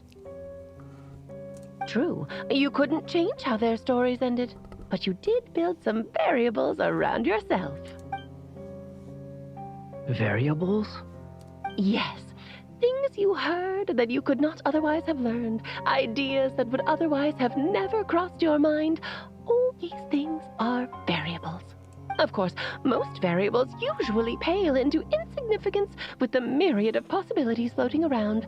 But the moment you start treating them as building blocks and intentionally stacking them, that changes things. That's what Dottore did, and it's how he created the necessary conditions so that when you activated the portal tonight, it played right into his plan. Okay. I don't understand it, but alright. However, we have no way of knowing exactly what he did. Yeah, we also need to ascertain Columbina's status. And that about sums it up. So basically, I don't know. As I suspected, Dottore has disappeared completely. If it's any consolation, he wasn't able to control Columbina as he might have wished to. I'm afraid that's a small consolation, given the reason why. Oh no! To disrupt the Doctor's plan? Yeah, to disrupt the Doctor's plan, she escaped to the moon's reflection. What? She did what? Wait, didn't any of you see her do that? All we saw was Dottore appeared and used some kind of power. The next thing we knew, he and Columbina were gone and you were falling into the sea. I see. The Doctor froze time, which is why only I could move. Which is why only I could move freely. From their perspective, the battle and Columbina's decision all happened in a single instant. So that's the power of the 3 moons? But why wasn't I affected? Is it because I'm a descender? So, Columbina intentionally opened the moon gate and escaped into the same mysterious world as Rerir and Thalindis. Sounds like bad news. Dude, the lighting on this. This must be why the Doctor's been lying low this whole time. He was bidding time until he could execute his plan. Seen in that way, the trilunar syzygy and Rerir's emergence, Dottore might have been pulling the strings in both cases. According to Miss Alice, he is attempting to transcend his destiny and finish an experiment that only a god might complete. An utter lunatic. Yep, that pretty much sums him up. Wait a sec, where's Hat Guy? Seems like he'd want to be here for this. He's probably just like breaking pots in the other room. He took off with the Dodo communication device after we spoke to Alice. He said he had a hunch that he wanted to investigate by himself. The look on his face was terrifying. I've never seen him like that before. Probably anger and frustration at the fact that Dottore was one step ahead, despite his best efforts. And honestly, I feel the same way. I'm back. Yep, there he is. Hat Guy! I went to look for the Hyperborean phantoms again. I think I've gotten to the bottom of it. I got them to talk to Nicole on the other end of the communications line. Whoa. Turns out, the history they describe is different from how Nicole remembers it. Yo, it is very late, and you're dropping me some lore right now? Really? But how? Surely Nicole can't have been wrong. Because the phantoms are the ones who are deceived. They speak of a savior who appeared in their history. One who never should have existed. What was he doing? He's been doing some funky shit in Irminsul. He's been doing some wibbly, or maybe not Irminsul because he stopped time. He's doing some wibbly wobbly timey wimey stuff. This savior promised to create a new That's moon the within he. the false Holy sky. shit, that's the he. And even bring back their moon goddesses. Oh my god, that's the he. Bruh. Foolishly, they believed in him and told him everything he wanted to know about the Oh moons. my god. Bruh, soaking up as much info as he can while they're living through the apocalypse. It's obvious that this was Dottore's doing. Now you mention it, the first time we entered the Hyperborean ruins, we heard the phantoms discussing their history, and I remember Nicole commenting that something sounded a little strange. But Dottore shouldn't have been able to get in there in the first place. Doing some wibbly wobbly timey wimey stuff. He didn't. Nicole said that this was an anomalous state triggered by disruptions in the causal connections between phantoms from the same era. The variables that Dottore put in place were substantial enough that they even affected phantoms that he never met. So it's not that their memories were unclear. They'd been tampered with. Telling you some Irminsul stuff. That's exactly the possibility Dottore was trying to manufacture. He turned these variables into knowledge and engineered the situation so all that knowledge would fall into his hands. So Sumerian of him. Then, he harnessed that knowledge on Moon Prayer Night to truly create a false moon. How is that even possible? To be precise, he exploited a weakness in the way the spell works. The spell senses Kuvaki to detect the moon's location. So, as long as the false moon more strongly resembled a moon than the frost moon beyond the skies, the gate would teleport Columbina to the false moon's location. In other words, to Dottore's side. Once he had her under control, the teleportation spell remained active, and he manipulated her power to seize both moon marrows. At that moment, the moon marrows disappeared right before our eyes. It was already too late, even as we were leaving the ruins. By then, Dottore had already amassed the power of all 3 moons. So, where does that leave us? What do we do now? I'd certainly like to know what Her Majesty thinks, now that the concerns I expressed to her have come to pass. But we cannot simply sit and wait for her to decide the matter. I just thought, like, by concerns, does she mean Dottore? Like, they've been telling the Tsaritsa for years. Hey, yo, that doctor dude? I don't know, he seemed a bit kooky, don't you think? And in any case, it is not the Fatui Harbinger Damselette who sees us as her friends, but rather Columbina Hyposelenia.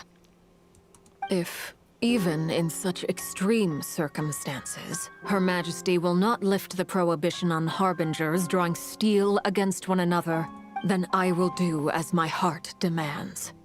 I will fight as Peruware instead. Hey, yo, she using her government name. Oh, Arlecchino! Time is short, so I'll make the first move.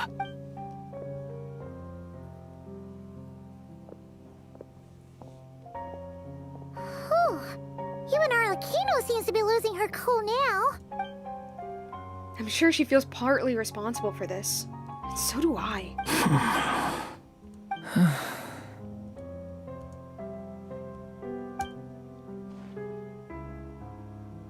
All right. Lose those dejected looks for a moment and let me get a word in. It looks bad, I won't lie. Very bad, in fact.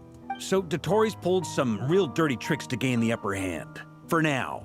And yeah, it's to the point where even the mages say that his variables have affected destiny. I'm not so sure, though. Many have told me that Tevat's destiny is fixed. And that does appear to be the case. Well, what makes Dottore so sure he'll be the exception? True, good point. Even the gods have tried to defy fate, and it never worked. And since he was able to stack these variables up, who's to say we can't do the same? You of all people should not be discouraged, traveler from afar. This isn't over yet. Still, I can't help but blame myself. And you're not alone in that. Everyone here does, whether they've spoken thus far or not. But none of us are the type to sit back and wait for the sun to shine again. That's exactly how a knight should roll. If they knock you down, you get back up and get back in it. Don't forget, Honorary Knight, you're a legitimate member of Mondstadt too. Mark is right. This is far from over. Dottore's already way overdue a butt-kicking given his past shenanigans. True. And after this, he's earned himself a double dose. Maybe a triple, maybe a quadruple. That's what I'm talking about. How's everyone else feeling? I'll use Kuvaki to investigate Columbina's whereabouts. I am not ready to give up either. Leave the intel gathering to me. Whatever happens within Nod Krai's borders, when the Curatorium of Secrets wants to be in the know, we always find a way. Aino and I will do all we can to support you. We will attempt to reverse engineer Dottore's actions and seek a breakthrough that way. Alice and Nicole are busy dealing with an emergency at Tevat's borders, so they can't return just yet. Sadness grow up too much. Yeah, I read that right. Sadness grow up too much. That Varka stepped up. You know, you can tell that, like, why he's the Grandmaster. As silly as he is, but, like, you can tell. But they're both very angry about this. They've asked Albedo and me to act on the Hexen Circle's behalf and do everything in our power to fight back against Dottore. Are you ready then? We're going to have to conduct a lot of research, even in the early stages. I'll do my best. As for me, I'm pretty familiar with Dottore's way of doing things, so I can try to predict his next move. I'll help with your investigation. Nice! Looks like we have our basic division of labor. I'll get in touch with Flints and Itlua, get them to have a chat with their Starshiner. It couldn't hurt to bring the Lightkeepers on board as well. At the same time, I'll pass on instructions to the Knights present in Nod Krai to assist the Lightkeepers and other organizations in ensuring the safety of those living here. Can we finally see the horses? Understood. We've got to be prepared for everything. Yeah! We'll show him! That's it then. Good luck, everyone. So, like, are we, like, close to the end? Oh, Dottore showed up, finally! That's like the ending, right?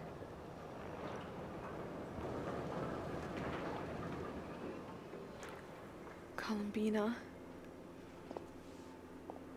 I never thought that Columbina would become my real name.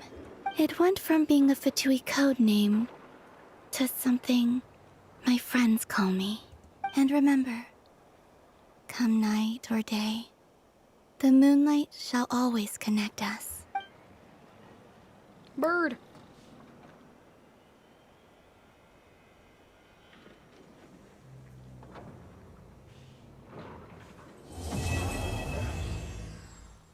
And I guess that's it. There's a secret quest with Sandrone and Columbina. Oh my god. There's a secret quest with Sandrone on Columbina's place. Huh.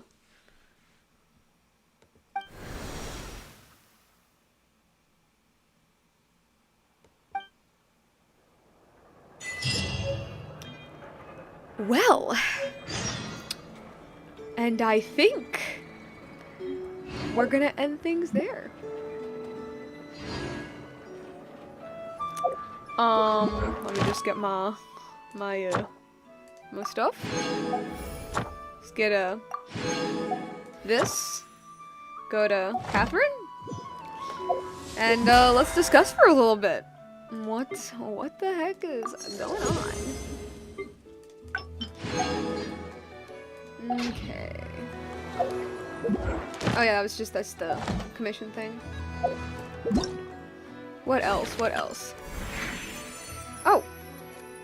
Blanks! I'll use that for Varka.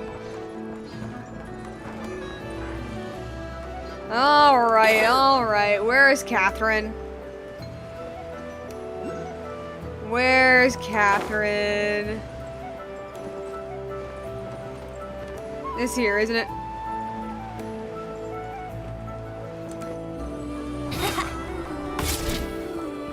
Hey! Add Astra. Give me my stuff. Give me my stuff. Thank you for completing. Add Astra.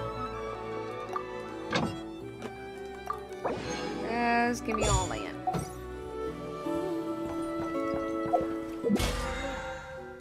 And I have some achievements as well, because I always have achievements. Yeah, I always do.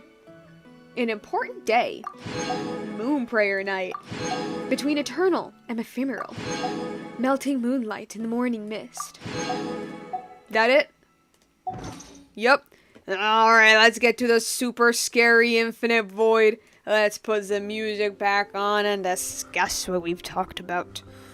So, I don't know, maybe it's because it's a little late, maybe it's because the stream is God knows how long. I don't know, this is not an intermediary quest. The devs be lying. This is a full-on, like, thing.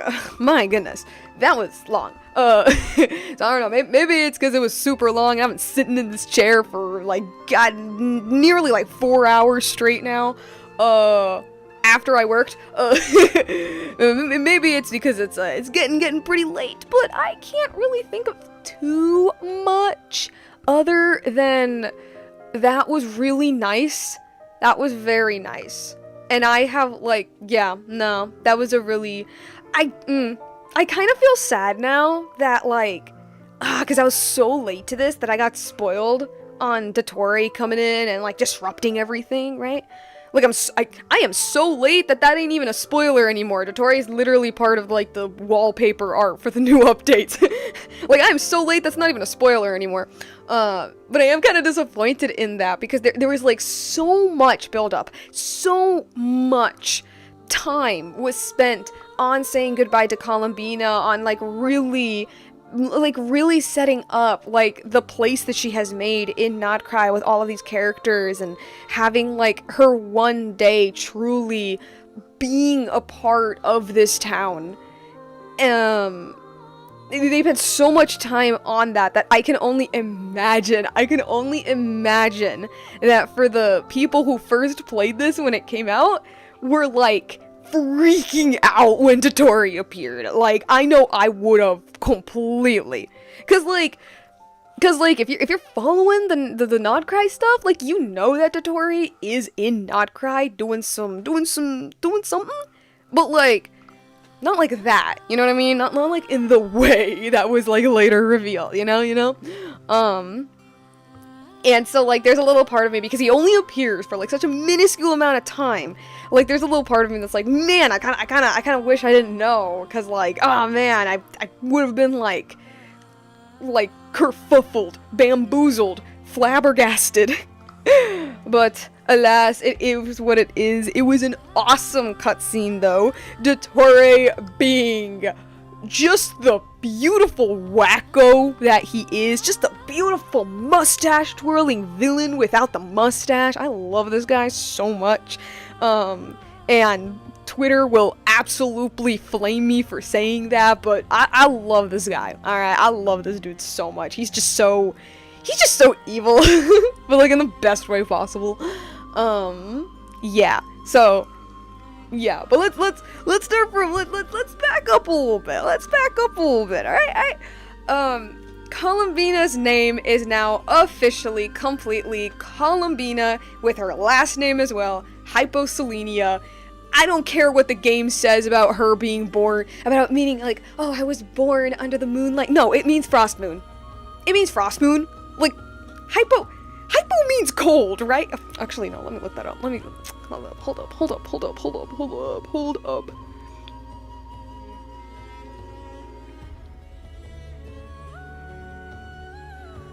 Under?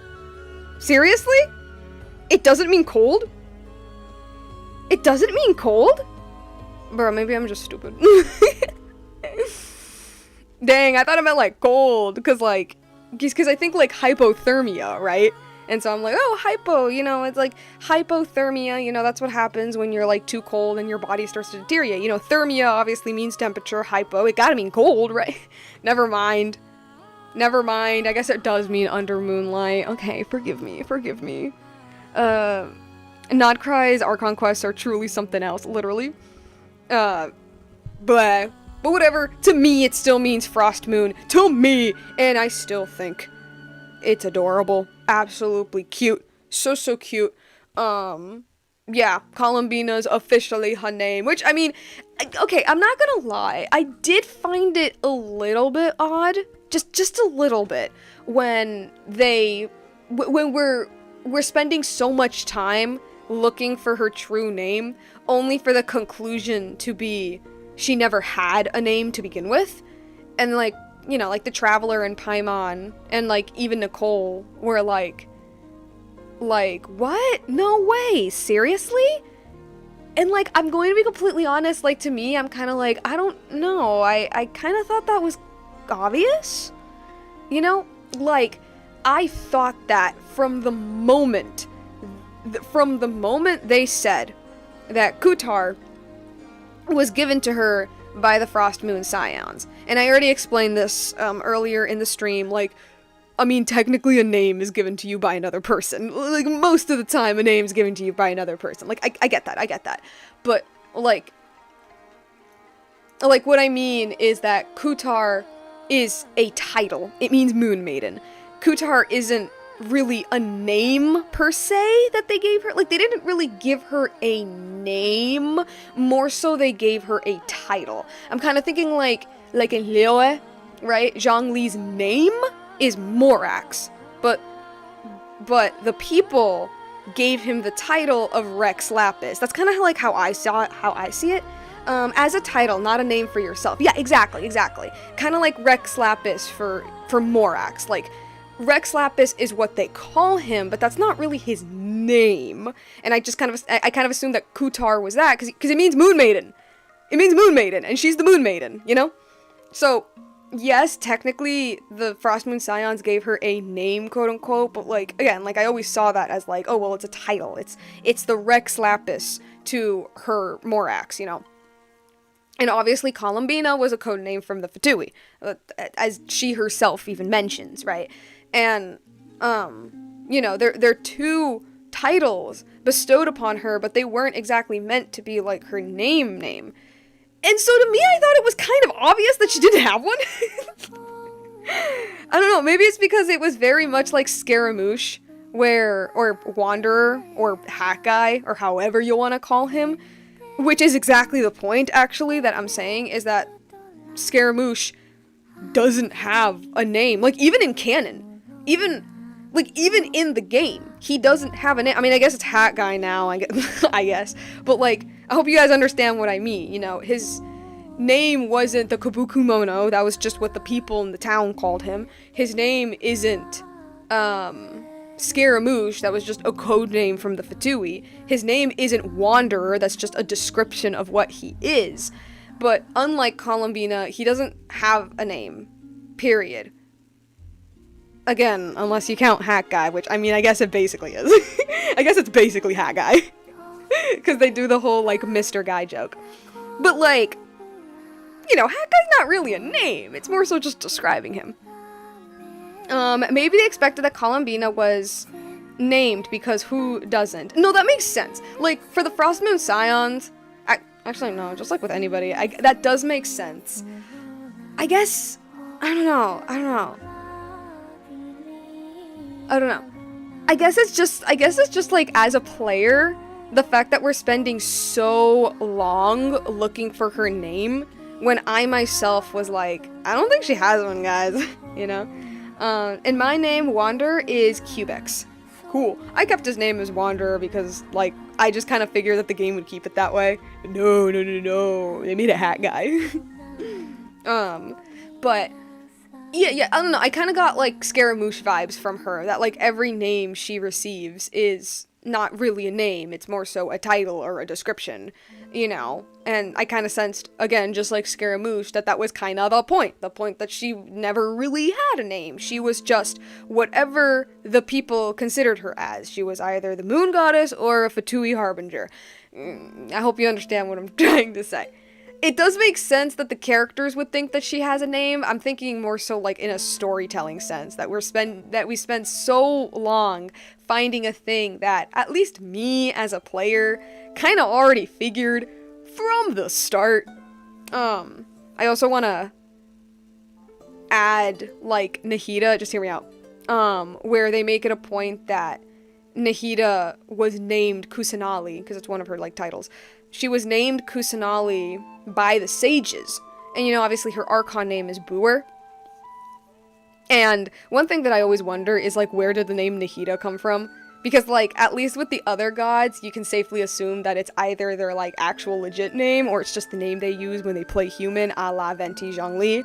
Or, again, like, Movika, where that's, like, I'm assuming that's, like, her actual name. But, with Nahida, I mean, she clearly inherited Buer from Rukkhadevata, and Kusanali, again, was the name given to her by the sages. And so I always wonder, like, where did Nahida come from? Like, why Nahida? She already has a human name. It's Kusanali. And then I just kind of, again, this is my headcanon. And I just kind of figured, well, considering that the sages, suck, I'm going to assume Nahida didn't really like the name the sages gave her. So she picked her own name, which would be Nahida. Headcanon, of course. Headcanon. I'm not saying this is canon. So, I don't know, I just kind of assumed the same thing would be for Columbina. I thought it'd be the same. And if she had a birth name, like, if she had a legit name, to me, it would have been either Sonnet or Solnari. Because the moon goddesses, at least in the book in Liyue, at least in that book, had the names of Arya, Sonnet, and Canon, right? And I'm pretty sure Sonnet was the frost moon, because it was the middle. And so, and I think, like, Solnari, if I remember correctly, is, like, a variant of Sonnet. I don't remember. And so, like, I guess that she didn't have a name, but if she had one, That's why I was like, it's Sonnet, isn't it? It's Sonnet. It's gotta be, because that's the name of her predecessor. And yeah, obviously she is not her predecessor. She is a different being. But just like Nahida, who inherited Booer from Rukkhadevata, or all of the Pyro Archons who are inheriting Habarim and Kyangozi, I thought it'd be like similar. That's like my critique, I guess. Yeah, I guess that'd be my critique. Again, it makes sense for the characters to assume she has a name, but I'm saying this more in like a narrative sense. In a narrative storytelling, like for the audience kind of thing. She rejected any name, so maybe there must thought something must be there. But I'm giving explanations that are from my imagination, okay? And still, I don't know why is Lesser Lord after the events. Good question. Why is she still the Lesser Lord? That's a good question. But, yeah. That's my critique with that section. Personally, I think the festivities section was a little bit too long, and I'm like, I don't know. I don't know if that's like a fair criticism, or maybe it's just me wanting to get to the Dottore part because I was spoiled, which could be. It could just be that. Like, I already knew what was coming, so I already knew that, like, oh, what fun festivities. I hope nothing bad will happen. You know, which obviously, like, didn't allow me to, like, fully be, like, in the moment, you know, of course. But I don't know. I think a part of me still would have thought that it was just a tad too long. Just a tad too long. Yeah. Like, I think maybe, like, 3 or 4 little, like, minigame sections would have been good. But I think, like, especially for, like, the Hexen Circle tent, did we really need 3 separate minigames to complete 1 minigame? Did we really need that? I don't know, it was a thing I was thinking. Like, I think, like, that specifically, I'm like, we could have trimmed this down. Actually, I guess that's my whole complaint with this entire, like, quote-unquote, intermediate section.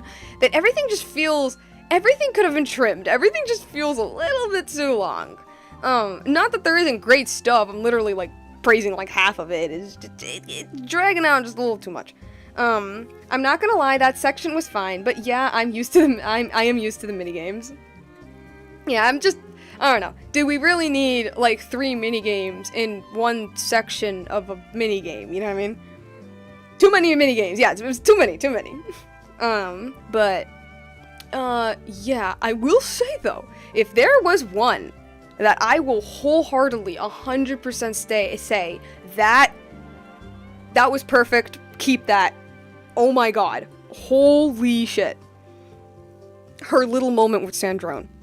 I am going to be so completely honest with you people. That hit me, bro. That hit me, like, straight in the heart. I wasn't crying necessarily, but that made me tear up. Like, that made me tear up more than the scene where Lumine calls her Columbina. Like, that genuinely hurt. Like, oh my god. Yeah. Thanks, Genshin, for making me sad. But, again, this is where, like, my criticism of everything being just a little bit too long comes in. I think that because the festival section was so long, I mean, it was, because it was so lengthy, I think that it kinda, just a little bit, diminished the weight of that moment with Sandrone.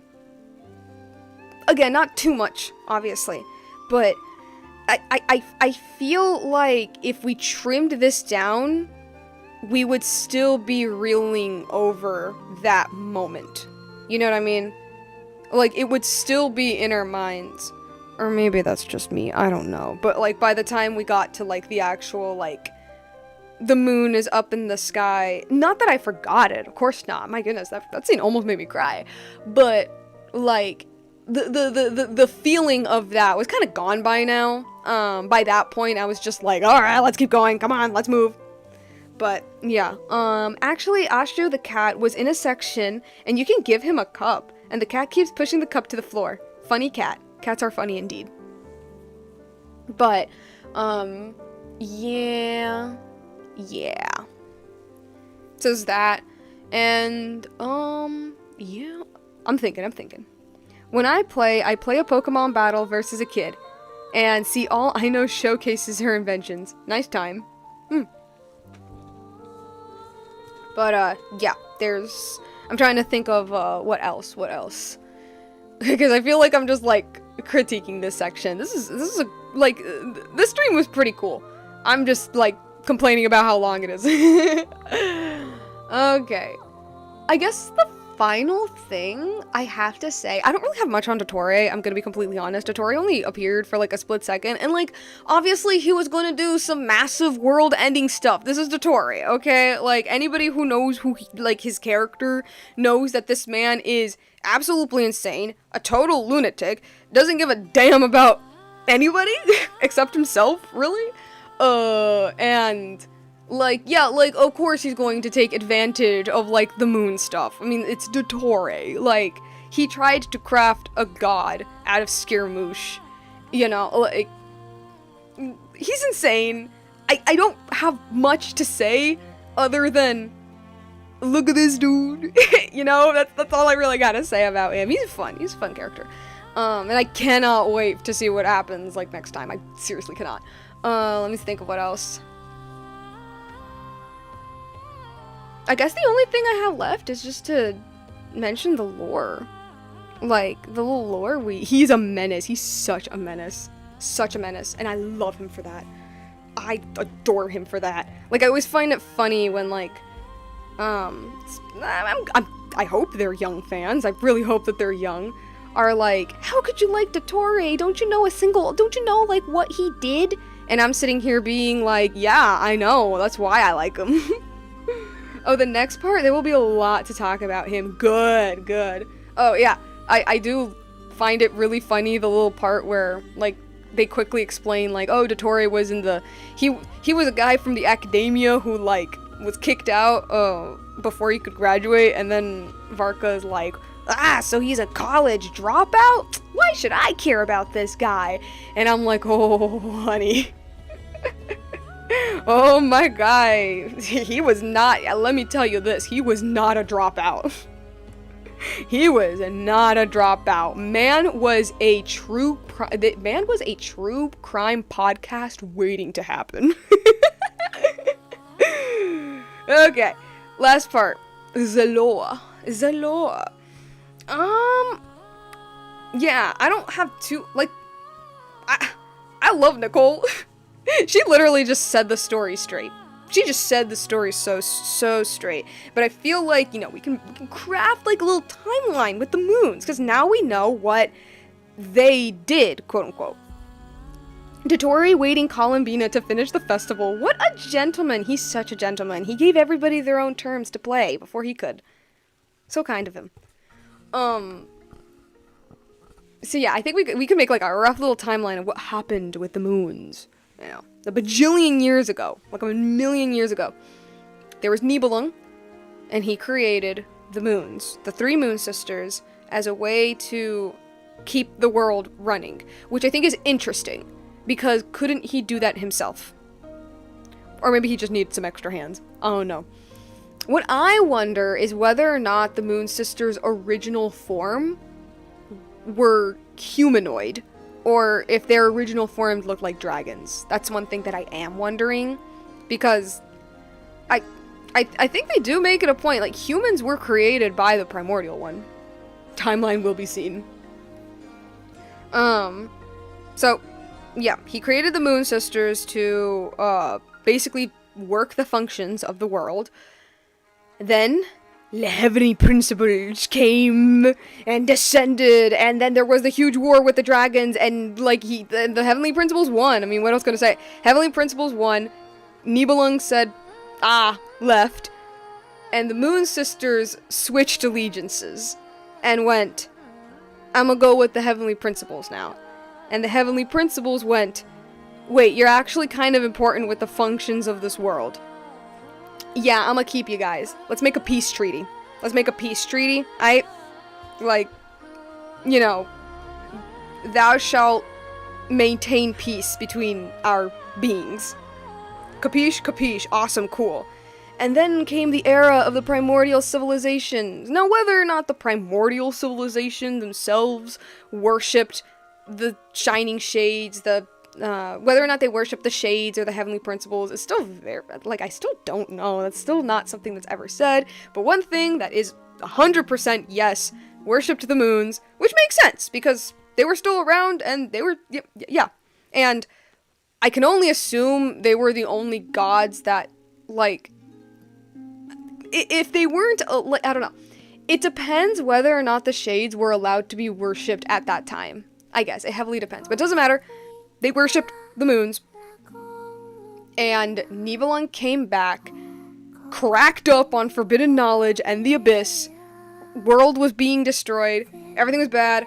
Everyone was dying. It was not good. Heavenly principles just got body slammed and just became just absolutely weak. Shell of their former self.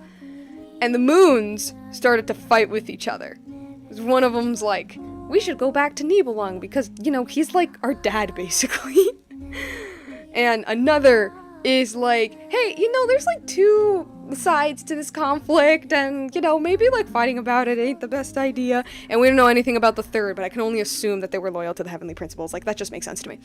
That just makes sense. And Nibelung went, traitors, like absolute betrayal. And it was probably due to the fact that he was like out of it mentally thanks to the forbidden knowledge. Nibelung is the second descender. See, that's what we're not sure about yet. Well, that's what I am not sure about yet. Because I think, if I remember correctly, I think the Gnosises were crafted by the heavenly principles and the second descender. But I'm not 100% sure, but I swear it was something like that. So, like, if Nibelung is actually the second descender, that could imply that him and the heavenly principles joined forces at one point, but, like, we don't know. Or at least I don't know. I don't know. But back to what I was saying, Nibelung, definitely influenced by Crack for Dragons, went betrayal, like, what is this? And imprisoned the Moon Sisters and forced them to become weapons to fight against the heavenly principles. But that, of course, would be destroying the world in the process. Again, he also brought forbidden knowledge and the abyss, and thanks to the entirety of Genshin, but especially Natlan, that's bad. That's a pretty bad thing. Gnosis is from the parts of the third. Yeah, it is. Pretty bad. And then of course comes the very big question: did the heavenly principles know that the Moon Sisters were being forced to destruction by Nibelung? That's of course the big question. If the heavenly principles didn't know, this was a breach of the peace treaty, this was a breach in the contract, you guys gotta go, because you're literally destroying the world. And if the heavenly principles did know, I mean, I think it's like Nicole said, it wouldn't be that different. Like, they are still, willingly or not, destroying the world. And they are being used by someone who is mentally gone. At least at that moment. So, whether or not they did know, yeah, it's kind of like what Nicole says, it really doesn't matter. What matters is that, like, if they weren't stopped, the whole world could have been destroyed. And so they shattered them. And flung the Frost Moon beyond the sky. Which makes me think that the Frost Moon was the one loyal to the heavenly principles. But again, we don't know because Nicole didn't say anything. And yeah. And that's... honestly, I'm pretty satisfied with that answer. I'm not gonna lie. I'm pretty satisfied with that. Yeah, I'm pretty satisfied with that answer, cause, it's very clear that the War of Funerary Flame was kind of a chaotic one, where like everything was just kind of a massive mess, you know? Everything was a massive mess. It could have been easy. It could have been simple. It could have just been Nibelung trying to get his planet back. But Nibelung was high off his ass, and that complicated things. That complicated a lot of things. So, yeah. I like that. I like the answer it gave. Now my question now is what's up with the angels? You know, they were all wisped into Sealies, and they do explain why in artifact sets, like, I know that, and it had to do with the first angel falling in love with a human, but who was actually possessed by, like, a voyager from beyond the stars, blah, blah, blah, blah, blah. Like, yeah, I know that, but I guess, like, I just want to learn more about the angels in general, you know what I mean? Like, who are they? What'd they do? I mean, okay, yeah, they guided humanity, but, like, how? How involved were they in humanity? Were they, like, chummy with them? Or were they, like, at a distance? You know, little world-building details like that. I really wonder, because they weren't worshipped. They weren't, even though they were, like, divine. So what, were they, like, one step above spirits? Like, I don't know, it's a thing I wonder. I really want to know about the angels, and, also, like, the rules with the angels as well, because in the artifact set, the Heavenly Principles put a rule that was like, love everybody. Love everyone. Every single person you're going to adore with every fiber of your being. Which sounds like a good rule, obviously. It sounds like a very beautiful rule, especially for an angel. But thanks to the story with the first angel falling in love with the Voyager, you learn that, wait, by love everyone, that meant love everyone equally. And the angels were not allowed to fall in love with one specific person. That love had to be shared equally. And I don't know, it's just cool. It's just fascinating. I want to learn more about that. But of course, that will either be for Snezhnaya, or maybe that'll be for Endgame, or I don't know. Cause look, the further back we go into Vad's history, you know, obviously this is more like endgame stuff. It's more like, you know, so we're probably gonna learn about that a little later on. I don't know if in Nod Krai or in Snezhnaya. Oh no, but, you know, learn about, yeah. So, in short, I really loved this quest.